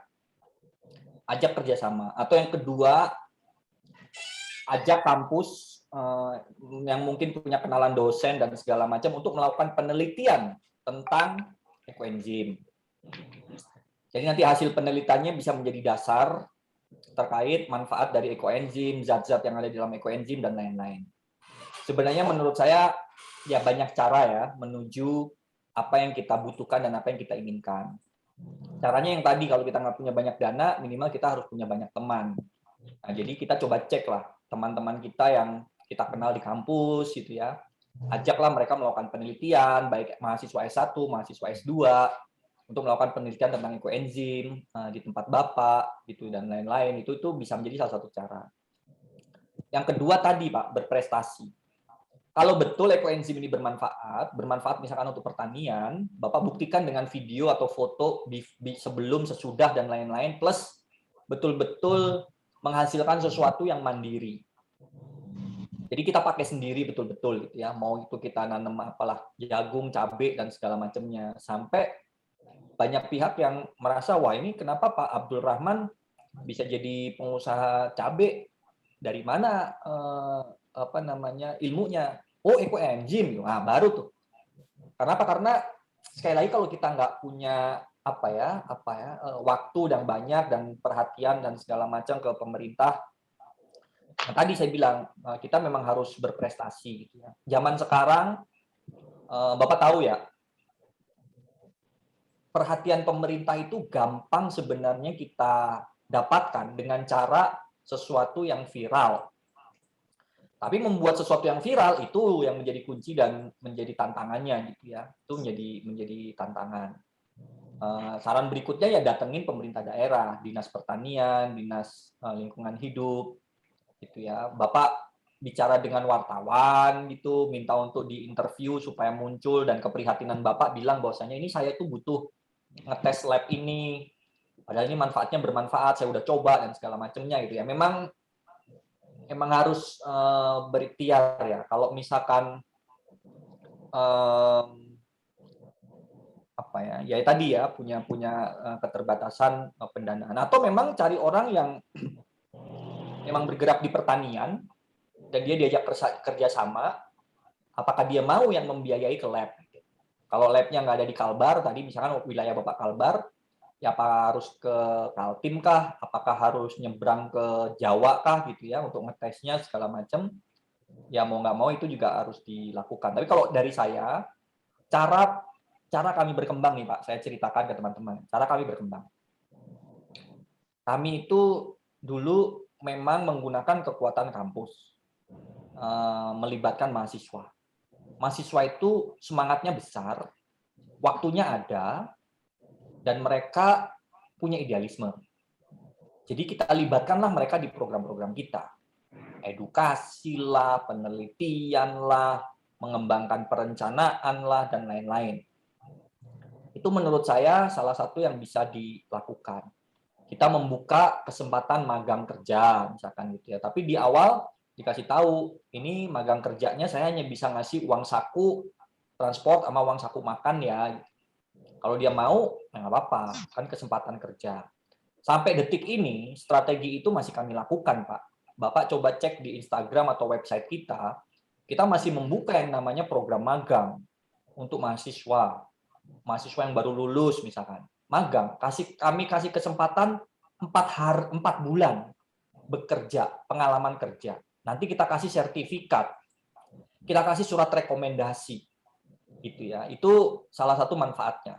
Karena Waste for Change sekarang udah mulai punya uang kas, kita kasih juga uang memang. Dulu sebelum kita punya uang ya bisa dibilang ucapan terima kasih, kesempatan kerja, persahabatan, pertemanan, surat rekomendasi, sertifikat itu yang murah-murah.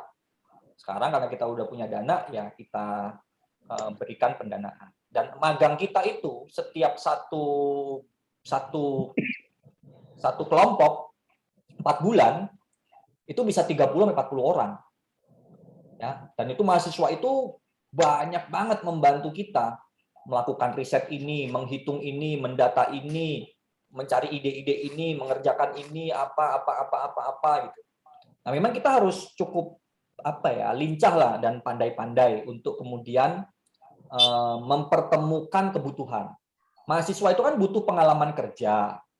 Sebelum dia betul-betul menemukan pekerjaan impian dia yang dia cita-citakan, biasanya nyari kerja di BUMN, di perusahaan yang sangat terkenal, itu butuh waktu 4-6 bulan. Interviewnya, prosesnya, tes kesehatan lah ini. Nah, di masa mereka mencari kerja itu, nah dia bisa magang di tempat kita.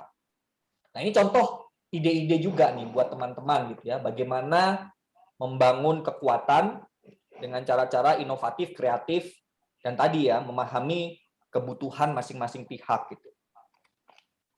Nggak tahu Pak Abdul ini membantu atau tidak, tapi minimal bisa ngasih beberapa ide-ide lah buat Pak Abdul ya. Mohon maaf kalau tidak begitu membantu Pak Abdul. Baik Pak, mudah-mudahan bisa membantu Pak, insya Allah. Sangat membantu Pak. Soalnya gini Pak, kita mau masuk ke akademisi itu kayaknya susah-susah gampang Pak. Saya juga kurang paham dengan mahasiswa-mahasiswa yang ada di sini. Soalnya sering sudah saya ajak komunikasi dengan mereka, ya nanti kalau sudah ada kegiatan acara-acara di kampus, baru mereka lagi datang ke sini. Pernah juga kita tolak Pak, mohon maaf mahasiswa itu nanti setelah ada keperluannya dia atau ada urusannya dia, baru mau ke tempat kita. Pernah juga kita tolak begitu Pak, mohon maaf. Pak Abdul Rahman ini usahanya apa ya Pak? Dagang aja Pak, dagang sama ban sampah. Yang penting halal Pak ya. Insya Allah. Bikin ini aja Pak, bikin pengumuman atau sosialisasi, dibuka lowongan magang untuk mengembangkan bank sampah menjadi lebih maju. Di Kalbar, mari kita membersihkan sampah dan lain-lain. Kaltim. Oh, Kaltim, maaf, Kaltim gitu ya. Bentar lagi ada acara tiap tahun yang saya juga bantu, namanya World Clean Up Day.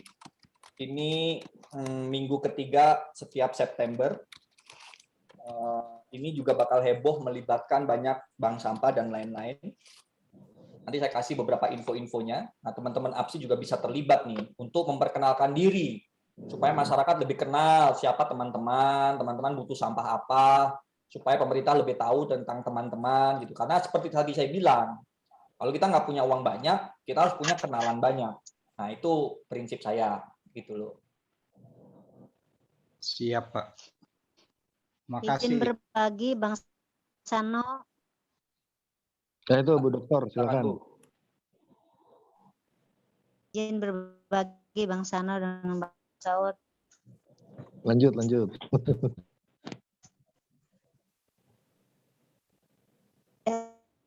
Kedengeran nggak suaranya Bang? Bagus suaranya. Sinyalnya putus-putus nih. Halo? Bagus ya? Asal Yang rezekinya jangan putus-putus. ditanyakan tadi Bapak, yang ditanyakan sama yang dari Kalimantan Timur, sebenarnya begini Pak, kebetulan saya ngitukan dengan mengkaji dan meneliti terkait dengan ekoenzim. Kebetulan tahun ini saya itu diajak bersama dengan luar negeri untuk penelitian itu. Kenapa? Tariknya saya itu karena waktu di YouTube itu kan yang penemu itu memberikan uji coba terhadap di sungai ya, kalau nggak salah di danau tuh. Sehingga saya berkomunikasi, ada sesuatu yang bagi kita terkait fisika kimia fisika, kimia, dan biologi. Kebetulan kan passion saya itu kan memang di Kampal, Lindi, perairan, kesehatan masyarakat tuh Pak. Jadi kalau misalnya Bapak mau nguji lab, sebenarnya di kita juga ada kalau di Jakarta. Di Kalimantan Barat juga sebenarnya itu ada untuk pengujian itu, untuk pengujian ekoenzim gitu kan. Halo? Kalimantan Timur. Ya, kalau untuk di Kalimantan Timur, teman-teman kita orang lingkungan di sana ada juga, Bapak. Di universitas di sana tuh ada orang lingkungan, teman-teman kita di sana. Gitu. Nanti Bapak tinggal kontak dengan saya aja, Kaltimnya di mana. Siap-siap, Nanti Bu. saya nanti. Mungkin dengan penelitian yang ekoenzim, saya tuh banyak ragam tuh untuk mengkaji, meneliti untuk ekoenzim, bahkan lakukan beberapa pencampuran gitu kan, yang betul, hasilnya, ya karena kan yang hasilnya kan banyak juga yang dipergunakan untuk penyemprotan di udara, terus kemudian di TPA, yang lain-lain. Cuman kan saya berpikir bahwa faktor fisika kimia itu kan banyak juga dipengaruhi, sehingga saya lebih lanjut yang mudah-mudahan ya, saya itu diajak kerjasama dengan luar negeri terkait dengan water balance dan perairan nantinya. Masuk juga sih di situ ekoenzim. Gitu. Enggak gini Bu. Demikian Bang Saud dan Mas Ano. Terima kasih. Halo Bu. Bu. Boleh Bu? Iya. Ya, ini gini Bu, masalahnya kita dengan ini kan yang menemukan dari petani organik Thailand. Buah yang kita produksi di Thailand sama di Indonesia itu punya karakteristik masing-masing. Pasti kan berbeda. Kalau mereka di Thailand mengatakan dia hasilkan organik, ya mungkin memang betul-betul murni organik. Tapi kalau di Indonesia sudah mengatakan organik, masih ragu-ragu. Itu Bu, soalnya petani organik di Indonesia kan nggak begitu banyak. Mereka semuanya mau instan, menghasilkan sesuatu itu mau instan. Itu Bu, soalnya kalau BO yang kita pakai itu untuk buat ekoenzim dengan organik dengan yang tidak organik itu beda hasilnya. Itu sih Bu. Ya makanya Bapak nanti kajiannya dengan tanah juga Pak. Kebetulan saya itu kan mengajar di mata kuliah terkait dengan pengelolaan tanah, penyehatan tanah dan pengelolaan sampah. Sehingga Pak harus tahu dulu terkait dengan tanah dulu. Nanti dimatchingkan dengan panjang ceritanya kalau mau dibahas terkait dengan itu Pak. Ya, oleh betul. Karena itu saya di ekoenzim itu, di komunitas ekoenzim itu pernah saya telepon langsung. Saya pernah telepon langsung terkait sistem yang ada yang pernah dikemukakan oleh pemateri itu. Cuman saya kan hanya mengkaji aja, mengamati. Cuman saya japri dengan orangnya. Iya. Itu sebenarnya. Enggak, saya bilang saya tertarik. Saya ayo kalau seandainya. Ya mungkin nanti Bapak itu aja. Nanti kontak Bu ini aja. Nanti Bu Wartini, Pak Abdul WhatsAppan nama Bu Wartini di grup nanti. Iya, gitu aja. Karena panjang ceritanya. Oke, siap. Ceritanya itu. Makasih Bu. Bisa kita ini Bu, perdalam lagi tuh masalah ekoenzim Bu nanti. Siap. Makasih. Ya, mungkin yang lainnya ada pertanyaan. Mas Budi, host diskusi siapa ya apa nih? Mbak Hani lah. Moderator mungkin, moderator. Mbak Hani. Kenapa Mas Budi? Dari kawan-kawan yang lain ada pertanyaan yang tadi Pak Abdul Rahman, tadi ada beberapa pertanyaan terkait dengan selain dengan waste credit juga sudah ada jawabannya. Mungkin dari kawan-kawan yang lain ada pertanyaan ataupun ada yang ingin sharing. Silakan. Ini ada Bang Marlon. Bang Marlon kayaknya masih mute aja nih, nggak ada suaranya. Halo Bang Marlon. Umi. Ya. Halo Umi. Ya, halo Bu. Saya kan masuk terlambat tadi. Belum mendengar sih terkait dengan waste credit itu. Gambarannya sih belum tahu. Ada rekamannya nanti buat ini. Nanti dikirimkan rekamannya. Sebenarnya Bang Sano, saya banyak sekali nih yang mau saya kerjakan ya. banyak banget nih yang saya kerjakan sebenarnya, cuma nggak tahu kapan ada waktunya, makanya saya nggak pernah ikut Zoom di DPP, saya nggak pernah ikut di mana-mana, karena kondisi tangan saya habis vaksin yang kedua itu saya nggak bisa gerak tuh. Sampai saya udah 3 bulan itu saya menjalani konsultasi terus dengan Kemenkes, ya kan, nggak bisa ngapa-ngapain. Terus cuman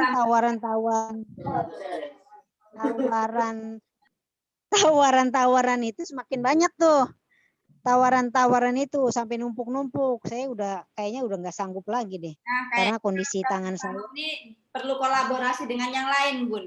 Nggak bisa dikerjakan sendiri. Iya, cuman mungkin saya mau konsultasi nanti ya dengan Bang Sano ya. Silakan. Karena gawenya saya gede banget. Japri, Bang Sano. Ya kalau ada waktu. Ya Mas Sano. Kalau ada waktu. Ya, oke. Selamat malam. Selamat malam, Bang Marlon. Ini ditunggu-tunggu nih suaranya nih. Monggo, Bang Marlon. Saya sebenarnya sangat tertarik sekali dengan waste credit ini karena beberapa tahun terakhir saya memang juga berkaitan dengan carbon credit ya, karena aktivitas saya kan lebih banyak berkaitan dengan isu-isu climate change dan global warming.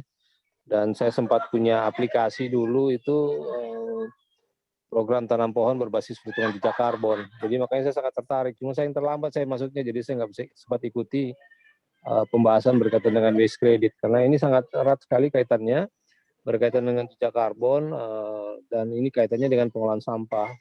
Makanya kenapa saya begitu sangat concern berkaitan dengan data ya, data timbulan, dapat data pengurangan, pengumpulan segala macam, karena itu menurut saya bisa dikaitkan berkaitan dengan bagaimana bisa jadi kompensasi karbon dan lain sebagainya. Sayang sekali saya nggak sempat ikut, saya tinggal ikuti diskusi terakhir tadi. Saya cuma ikuti pertanyaan Mas Budi tadi berkaitan dengan hal-hal yang sempat ditanyakan tadi. Mudah-mudahan ada waktu yang lebih baik. Kalau materinya saya juga pengen dapat sih. Makasih ya Mas Ano. Keren. Ini ada rekamannya. Nanti rekamannya bisa di-share sama Mbak Hani ya. Tadi nggak ada materi yang dipresentasikan, semua saya sampaikan secara verbal, menyampaikan dasar-dasar apa itu waste credit, bagaimana waste credit, skema-skema waste credit dan lain-lain. Nanti bisa didengar ulang oleh teman-teman yang tadi datang terlambat. Ya, oke, nanti di-share-kan Bang Marlon juga kawan-kawan yang lain yang barusan bergabung. Mungkin dari yang lain ada pertanyaan atau ada yang ingin di-share? Ada Bu Paula nih dari Eko Bali. Boleh satu lagi? Halo, cek. Ya. Mas Ano, kira-kira ada nggak kalau di carbon trade itu kan ada kalkulator karbon. Kalau untuk waste credit kira-kira ada nggak kalkulator untuk waste credit? Belum ada secara fundamental atau sistem, belum ada belum ada yang membuat. Jadi itu juga salah satu yang mungkin sedang dikerjakan oleh beberapa pihak gitu ya. Karena tadi seperti yang saya sampaikan sampai detik ini waste credit itu masih voluntary dan free market gitu ya. Marketnya bebas gitu. Karena nggak ada aturan main yang betul-betul mengawal, tidak seperti carbon trading yang jauh lebih mature ya, jauh lebih sudah punya fundamental, dasar, skema, standarisasi, sertifikasi, audit, dan lain-lain. Waste credit itu baru mau memulai 1-2 tahun terakhir. Di Indonesia malah baru banget. Di luar negeri mungkin 2 tahun terakhir. Kalau boleh tahu misalnya yang ada sekarang ini existing-nya, variabel-variabel apa aja yang kira-kira udah bisa jadi gambaran untuk waste credit? Pertama, material apa yang mau dikelola itu akan mempengaruhi harga waste credit. Semakin mudah didaur ulang, semakin murah harga waste creditnya. Semakin sulit didaur ulang, semakin mahal waste creditnya. 2, tentu saja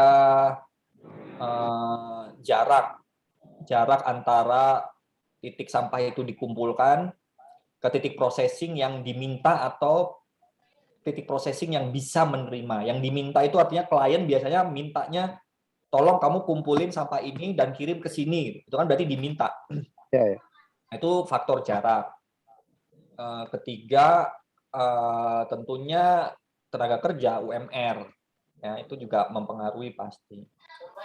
Keempat, requirement yang diminta atau persyaratan-persyaratan yang diminta gitu ya. Pelaporannya seberapa rumit, mekanisme pelaporan dan pendataannya. Terus kemudian misalkan persyaratannya lagi adalah harus betul-betul fasilitas yang tidak merusak lingkungan, punya pengolahan air limbah, tidak mempekerjakan anak-anak gitu ya. Jadi tergantung siapa pemberi waste creditnya, biasanya dia punya standar. Karena yang tadi belum ada standarisasi baku. Gitu. Ada yang slow-slow aja, fokus cuman ke jumlah tonase, sangat detail gitu. Jadi variabelnya disesuaikan dengan kontrak dan kesepakatan. Oke. Yang terakhir boleh tanya, apakah ini ada berkaitan dengan Green Climate Fund? Green Climate Fund. Sebenarnya secara langsung saya kurang tahu. Karena kalau waste credit itu banyaknya langsung dari korporasi, dari perusahaan. Aku nggak tahu Green Climate Fund itu dari mana, siapa yang mengumpulkan, dananya dari mana aja, saya kurang tahu. Dan apakah ada hubungannya sama waste credit, nampaknya perlu dicek lebih lanjut. Oke, thank you, yes. Oke, terima kasih Bang Marlon. Sama nggak dengan Bang Sano? Sama nggak dengan jejak karbon, Bang Sano? Mirip. Karbon kredit itu prinsipnya kan membayar atau mengeluarkan pendanaan untuk mengoffset atau mengganti karbon yang dihasilkan oleh sebuah perusahaan gitu ya. Kalau perusahaan ngasilin karbon 1 ton, maka dia harus membayar karbon kredit 1 ton. Nah, sama aja kalau perusahaan ngasilin sampah kemasan 1 ton, maka dia akan membayar sampah 1 ton. Ya kan sepertinya kayak macam ada hitung-hitungannya juga kan? Karena di jejak karbon juga ada hitung-hitungan seperti itu sih. Nah, itu yang ditanya Bang Itu ya Marlon tadi sudah saya jelaskan. Ya? Oh iya. Kalau yang saya pahami tentang carbon trade itu ada mekanisme cap and trade sih yang berlaku sekarang. Ya kalau karbon itu kan udah berpuluh-puluh tahun, udah lebih mateng lah mekanisme perhitungannya, standarisasinya, sertifikasinya, auditnya, pilihan program aktivitasnya, segala macam, dia jauh lebih mature, jauh lebih dewasa, lebih mateng lah. Waste credit ini baru banget. Ya makanya saya pengen tahu, tadi saya yang terlambat bergabung, ini kan menarik ini, karena ini berkaitan dengan aktivitas kita di pengelolaan sampah. Kalau ini bisa dikompensasikan jadi bentuk waste credit, ini jadi menarik. Artinya apa yang kita lakukan pun sebenarnya ada hal yang menarik yang akan kita bisa garap bareng gitu. Iya, betul. Saya masuk ya, Mbak Ani, boleh? Ya, silakan Mas Budi. Ya. Halo Bang Marlon, apa kabar? Baik, Mas Budi. Sehat ya? Sehat. Ya, baik. Jadi saya nyambung tadi apa yang disebut Bang Marlon itu apa? Data ya. Data. Jadi, nah ini yang kita perlu bangun dari bawah sebetulnya, bahwa ada standar ketika ada pengusaha atau orang per orang yang ingin daftar menjadi anggota APSI, itu ada standar. Jadi, nah itu salah satu standarnya mungkin pendataan itu. Gitu. Nah, penting buat kita. Jadi mungkin nanti kedepannya data itu juga bisa masuk ke proses waste credit itu tadi ya. Bisa menjadi salah satu untuk masuk ke proses waste credit itu. Nah, kalau tadi obrolan kita bergeser ke carbon trade, ke carbon footprint kayak gitu, di bawah mungkin agak bingung ini apa. Nah, ini mungkin nanti penjelasannya ini aja lebih sederhana aja, karena jarang pengusaha-pengusaha di bawah itu menyentuh ke situ gitu. Nah, terkait dengan data sebetulnya ada yang pengen saya sampaikan. Jadi itu tadi kalau Mas Ano di awal berbicara tentang kode etik ya, saya juga dulu mengusulkan kode etik. Jadi sebelum kita masuk ke kode etik malah ada apa namanya value. Nah itu sampai sekarang kan belum ada. Nah lebih dari itu ada standar. Jadi ketika nanti ada rekan-rekan baru di APSI itu, begitu masuk APSI itu ada istilahnya penyegaran dulu, ada masa-masa orientasi. Ini loh standar kita kayak gitu. Jadi frekuensi kita bisa disamakan gitu. Nah itu kalau tadi mungkin karena saya mengikuti dari awal, jadi di penjelasan Mas Ano ini kan tanpa presentasi ya, jadi tanpa ini, jadi cuma kayak apa ya, kayak storytelling gitu. Maksudnya kalau kita mau belajar waste credit itu ya baca dulu Permen LHK 75 tahun 2019 itu. Jadi semuanya mungkin bisa digali di situ kayak gitu. Jadi saya juga belum baca sama sekali itu Permen 75 gitu. Ya cuman mendengarkan ceritanya aja gitu. Itu dari saya sih, jadi sharing ya. Maksudnya penting buat kita membangun sebuah organisasi itu harus didasari dengan apa hal-hal yang fundamental yang kita jadikan value atau hal-hal yang penting buat kita semua. Itu dari saya. Terima kasih. Kalau yang lain mau menambahkan silakan. Terima kasih Mbak Ani. Mas Budi, Ya. mungkin dari kawan yang lain akan menambahkan. Bang Marlon. Bisa saya tanggapi sedikit ya, Mas Budi.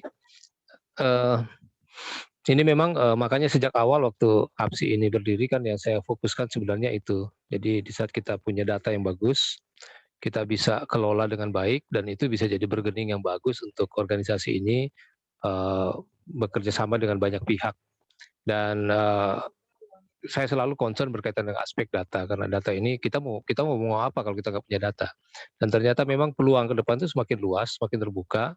Jadi harapan saya sebenarnya kalau kita mau benahi kembali sistem keorganisasian kita, kembali ke masalah pendataan. Karena kita jadi bahan kita bergening dengan pihak siapapun itu, kalau kita punya kekuatan anggota dan kita punya recycling rate yang bagus karena bisa mengelola sampah dengan beragam jenisnya dan beragam teknologinya dengan segala macam kapasitas yang kita punya, saya pikir ini menjadi sebuah kekuatan besar. Dan memang sudah ditantang berkali-kali sama Sano, ayo kita benahi dan lain sebagainya. Saya berpikir kalau memang ini akan jadi komitmen bersama, ayo kita mainkan, kan begitu. Mungkin ini aja lah tambahan saya dulu, karena memang saya sendiri memang saya akui saya sangat terbatas untuk bisa terlibat untuk melakukan banyak hal di APSI. Ya, terima kasih Bang Marlon atas tanggapan apa yang disampaikan oleh Mas Budi. Mungkin dari kawan-kawan yang lain ada tanggapan atau ada sharing atau ada pertanyaan, silakan. Terkait data ini ada cat dari Mas Budi nih. Data bisa dimulai dengan pendataan sederhana. Contoh dari input harian, data bulanan, dan data tahunan. Kayaknya cocok di bidang pendidikan nih Mas Budi nih. Untuk membantu pendampingan di kawan-kawan APSI. Ya, kawan-kawan yang lain silahkan. Mungkin dari aku, Umi, sedikit. Ya, Bang. Jadi memang APSI ini bisa dikatakan masih baru ya, baru 2 tahun lebih sedikit. Jadi memang banyak keterbatasan. Tapi yang paling utama memang tujuan kita jangka pendek itu ingin mencari dana dulu. Jadi memang sudah ada sih langkah kita ke situ. Yang pertama, jadi dana dalam arti untuk pengembangan organisasi ya, bukan yang dana produsen ya. Kalau dana produsen itu berbeda hal ya.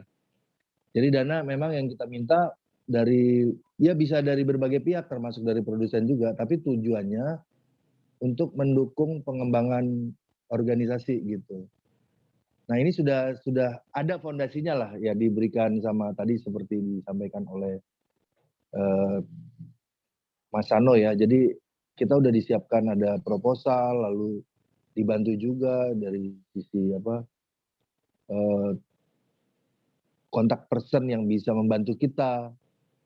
Nah ini mungkin butuh juga tim gitu ya, menurut saya ada bagusnya kalau memang contoh di forum ini ada yang mau menawarkan diri membantu supaya contoh nih tiap seminggu sekali atau 2 kali ada pertemuan khusus membahas kemajuan proposal ini, program ini, lalu kita buat roadmap kapan kita memulai sesudah jadi proposal, lalu kita mulai untuk menyampaikan ke pihak-pihak yang bisa jadi pendana. Jadi pihak pendana ini menurut saya sudah terbuka sih ya.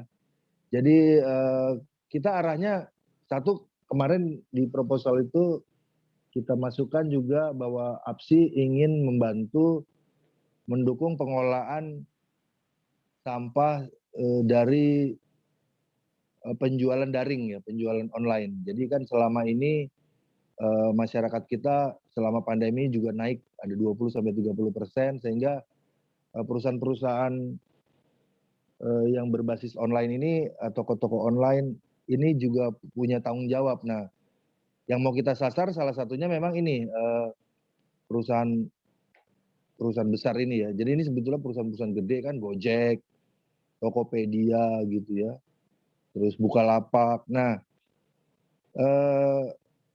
tapi memang kalau tidak difokusin tuh nggak jalan gitu ya, nggak jalan karena namanya progres itu pasti selalu harus dikerjakan secara rutin. Nah, ini yang secara rutin ini yang belum bisa kesampaian gitu. Oleh karena itu, kalau ada teman-teman yang memang punya waktu, ya, juga mau belajar ya bagaimana bikin proposal, terus mau mengembangkan diri berjejaring, ya mungkin ini bagus juga gitu ya. Dan kalau nanti cair ya tentu bisa kita atur juga. Mungkin disisihkan sebagian untuk yang mengerjakan juga bisa ya. Tentunya itu bisa fleksibel. Toh juga sudah bekerja. Kalau bekerja memang patut untuk mendapatkan mendapatkan kompensasi begitu. Jadi saya mengundang teman-teman yang mau ya bergabung. Nanti saya di situ juga. Jadi saya ada di situ. Tapi memang kalau ada timnya itu lebih baik lagi gitu. Kenapa kok nggak mengandalkan pengurus? Ya kita sekarang ini bukan waktunya kita selalu mengandalkan pengurus gitu loh. Pengurus ya oke lah pengurus gitu ya. Pengurus memang sudah ada. Tapi pengurus itu selalu juga penuh keterbatasan. Sama lah seperti anggota lainnya punya usaha, punya pekerjaan, mungkin lagi sakit kayak Bu Wartini. Jadi ya kita jangan berharap 100% lah sama pengurus ya. Tapi ada baiknya memang tim-tim khusus lebih maksimal kelihatannya menurut saya. Jadi contoh tim pendanaan ada gitu ya. Contoh tim Mayora kemarin kita tunjuk anggota VKI, nah itu kan jalan kan, gitu loh. Nah seperti itu mungkin bisa pertolongan dulu sebelum ada memang contoh seperti tim khusus memang yang dipekerjakan oleh organisasi. Tapi ini kan belum ada di kita ya. Kita sadar kalau kita mau melakukan itu perlu dana untuk membayar gaji, membayar biaya tetap, mungkin perlu kantor, ada biaya listrik, air dan sebagainya. Itu juga resiko besar kalau kita ambil gitu ya, karena kita tidak punya pendapatan yang menurut saya saat ini bisa diketahui jumlahnya gitu. Jadi memang ya masih kecil lah pendapatannya, belum mampu memenuhi itu. Oleh karena itu ya saya mengundang nih teman-teman yang muda-muda terutama yang suka-suka tantangan-tantangan baru, ayo kita bekerja. Ya tentunya tidak ada kompensasi lah untuk langsung ya, tapi mungkin nanti kalau sudah cair bisa dibicarakan begitu. Mungkin itu dari saya, jadi jangka pendek ini harapannya sih tahun ini goal gitu ya. Apakah 500 juta, apa 1 miliar? Karena target kita rencana 3 miliar gitu untuk bekerja dalam 3 tahun ke depan. Dan 3 miliar itu jumlahnya sebetulnya nggak besar kalau dilihat dari tadi seperti Sano bilang masalahnya begitu gede ya. Sampah ini masalahnya itu nasional dan besar sekali. Jadi harusnya kita bisa. Nah, jadi potensinya itu ada ya, tapi hanya masalah teknis gitu ya. Teknis artinya tim dan rutinitas ya, kerajinan itu aja yang kita perlukan. Itu aja dari saya Umi. Kalau ada yang mau bergabung, ayo bisa japri saya aja, nanti kita bentuk grup WA khusus. Jadi kita nanti Mungkin minimal 1 minggu sekali lah pertemuan, atau bisa ditingkatkan 2 kali seminggu, begitu. Oke, terima kasih Bang Saud. Tadi sudah disampaikan Bang Saud terkait dengan rencana untuk berkolaborasi dengan kawan-kawan menyelesaikan proposal yang sekarang yang pada saat ini sedang disusun supaya cepat selesai dan supaya cepat bisa diaplikasikan.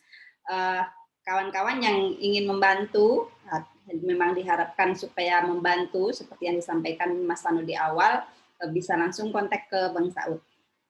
Selanjutnya mungkin dari apa yang disampaikan Bang Saud, kawan-kawan ada tanggapan ataupun kawan-kawan yang ingin sharing terkait dengan kegiatannya pada saat ini, ataupun ada beberapa pertanyaan terkait apa yang sudah disampaikan dengan Mas Tanu maupun yang lainnya, silahkan. Tes. Ya. Oh, tes 1, 2, 3. Saya mau share yang tadi, ada yang minta bantuan gimana caranya beli saham. Gampang banget. Nih, teman-teman download Ajaib di handphone. Ya. Tadi saya beli Innov 178. Nih, harga rata-rata 178. Langsung naik. Beli jam 2, harga jam 3, 198. Jadi saya udah langsung untung 11%. Dalam kurun waktu 1 jam. Nah, jadi teman-teman kalau punya uang cuman 100.000, tabungnya di saham. Gampang caranya. Download Ajaib. Ya, selain Bang Sano, perusahaan-perusahaan lingkungan atau plastik seperti ini, ada macam-macam yang lainnya. Semangat. Oke, jadi langsung bisa di-download di Play Store ya, Mas Tanu ya, aplikasinya. Ya. Apa Ya. nama aplikasinya tadi, Innov tadi itu? Ajaib. Oh, Ajaib namanya ya? Ya, Innov itu Bang Sano. nama sahamnya. Oke. Bang Sano, saya kemarin itu dari awal yang lalu-lalu saya udah download, tapi saya nggak ngerti deh, nggak saya lanjutin. Gampang kok. Ya, dibaca petunjuknya. Di situ ada petunjuknya, ada cara belinya, gitu ya. Sebelum beli, baca-baca, pelajari, tanya teman. Kalau saya belinya yang saya tertarik, memang bergerak di bidang lingkungan, kayak tadi Innov, saya beli gitu ya. Bercita-cita punya perusahaan pabrik giling, modalnya susah. Ya, saya punya modal 1 juta, saya beli saham Innov aja, langsung untung 11%. Jadi ada banyak cara untuk maju dan berkembang. Kemarin kan saya download tuh di bawah Bang Sano, cuman saya nggak ngerti dah. Pikir saya udahlah dulu nanti. Udah padahal udah Nanti saya download tuh di bawah Bang Sano. bikin training terpisah di luar APSI. Ya, kayaknya gitu Siap. deh Mas Tanu, harus ada training terpisah deh itu. Siap. Oke, terima kasih terkait dengan saham Innov. Mungkin kawan-kawan yang lain ada pertanyaan atau ada sharing. Ini udah masuk nih 1 orang, japri saya Ikra ya. Ikra akan bantu dalam buat penyusunan proposal dan maju ke produsen. Mantap. Lanjut. Yang muda-muda ada banyak di sini. Ya. Cajakin aja. Mereka jago-jago desain segala macam. Selesaikan dong proposalnya.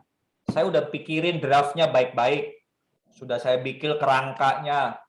Tinggal ganti logo, ganti nama, ganti visi misi, update, budget, selesai, bungkus, kita cari dana.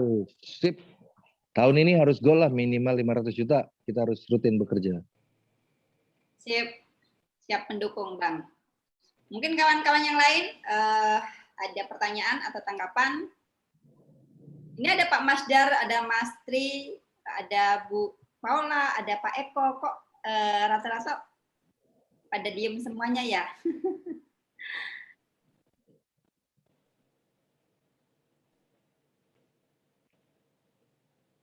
Halo kawan-kawan, ada yang masih ingin ditanyakan dengan Mas Sano atau Ada yang mau disaringkan? Sekarang waktu sudah menunjukkan pukul berapa nih?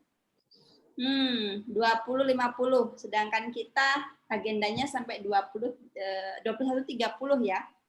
Selama ini yang sudah bantu ya di APSI itu, walaupun bukan pengurus saya nggak tahu pengurus DPD atau tidak. Alam ini ada di sini.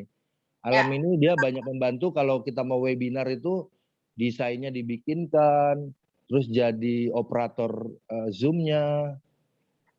Kemudian Umi juga tentu pasti ya jadi moderator. Jadi ini sifatnya juga voluntarily. Jadi artinya tidak dibayar. Mungkin kalau Umi saya kasih pulsa aja lah ya Umi ya. Tapi yang Alam ini bahkan saya mau bayar nggak mau dia. Saya memang punya duit juga walau nggak banyak lah gitu ya. Dapat dananya dari luar negeri dia nggak butuh RP lagi. Pakainya euro. Tapi memang itu udah selama ini udah kita lakukan Umi ya. Jadi nggak terlalu kita udah nggak terlalu pusing gitu. Jadi kita selalu bisa jalan. Jadi webinar-webinar yang jalan ini ya bukan karena sebetulnya bukan karena pengurusnya yang bekerja gitu bisa dikatakan begitu. Tapi memang karena ya anggota-anggotanya yang juga mau berpartisipasi. Ini Hairil masuk juga ya. Oke, mudah-mudahan Hairil juga bisa bantu nanti cari dana. Sip, thank you. Ya, Mas Hairil juga itu lumayan tuh. Bukan lumayan lagi. Walaupun setengah tahun baru bergabung di kegiatan persampahan, tapi sudah kemana-mana nih. Sudah mau ekspor maggot kalau nggak salah. Mungkin yang lainnya ada yang ingin disampaikan nih Mas Alam nih yang selama ini belum pernah kecolek-colek nih. Ayo Mas Alam, ngobrol dulu Mas. Alam ini sangat membantu sekali nih buat organisasi. Salut. Kita kasih tepuk tangan dulu buat Alam. Terima kasih Mas Alam. Mungkin kawan-kawan yang lain ada Pak Eko dan yang lainnya.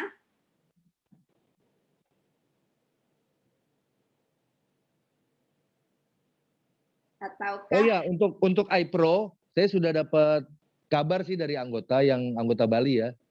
Sudah lolos ke tahap berikutnya. Jadi saya nggak tahu apakah anggota Jatim ngobrol dengan Bu Olive lagi ketar-ketir beberapa hari yang lalu, ternyata udah lolos. Luar biasa. Kalau nggak salah Jawa Timur ini si ini ya, siapa namanya? Si Bang Jali ini ya, Satria Sukma. Mungkin cerita udah dihubungin nggak sama iPro atau belum? Kalau yang Bali sudah tuh ya, Bu Olive ya, lolos ya. Maksudnya lolos tahap berikutnya, belum lolos dalam arti berhasil gitu ya, maju ke tahap berikutnya. Ya ini cara-cara seperti inilah yang harus kita sering lakukan. Jadi kalau ada peluang, ya alokasikan waktu buat proposal, presentasi ya. Jadi jangan lelah-lelah untuk melakukan upaya-upaya ini. Mungkin dari Satria ada nggak dihubungin iPro? Ini ada Satria di sini. Ada Mas Satria itu. Mungkin Mas Satria bisa sampaikan. Jadi biar kita tahu, siapa tahu nanti ya juga buat kabar baik. Kalau belum ya nggak apa-apa juga, nanti ke depan mungkin diperbaiki lagi.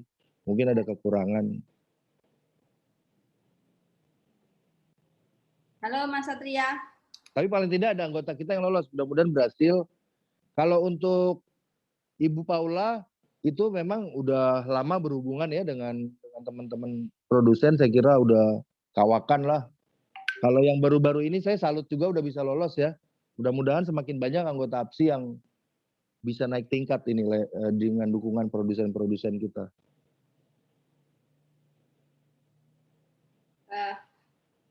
Bagaimana kawan-kawan yang lain? Apakah masih ada tanggapan ataupun ada pertanyaan?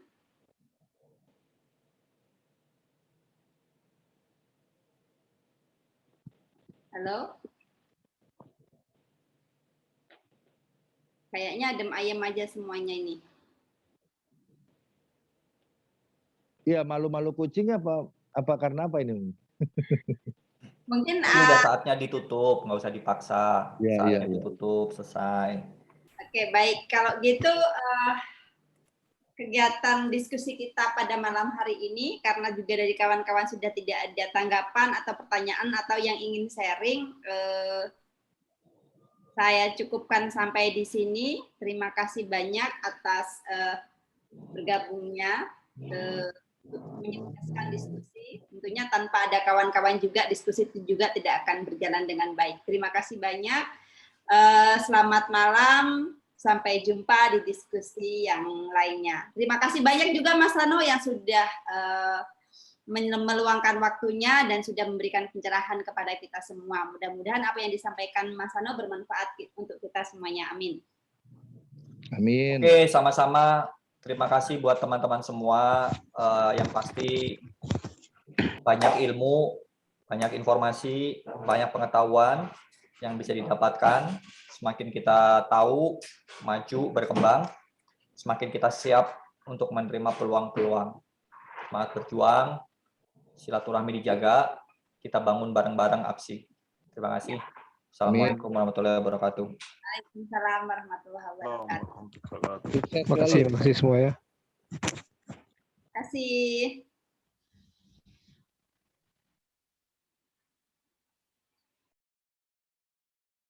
Amin.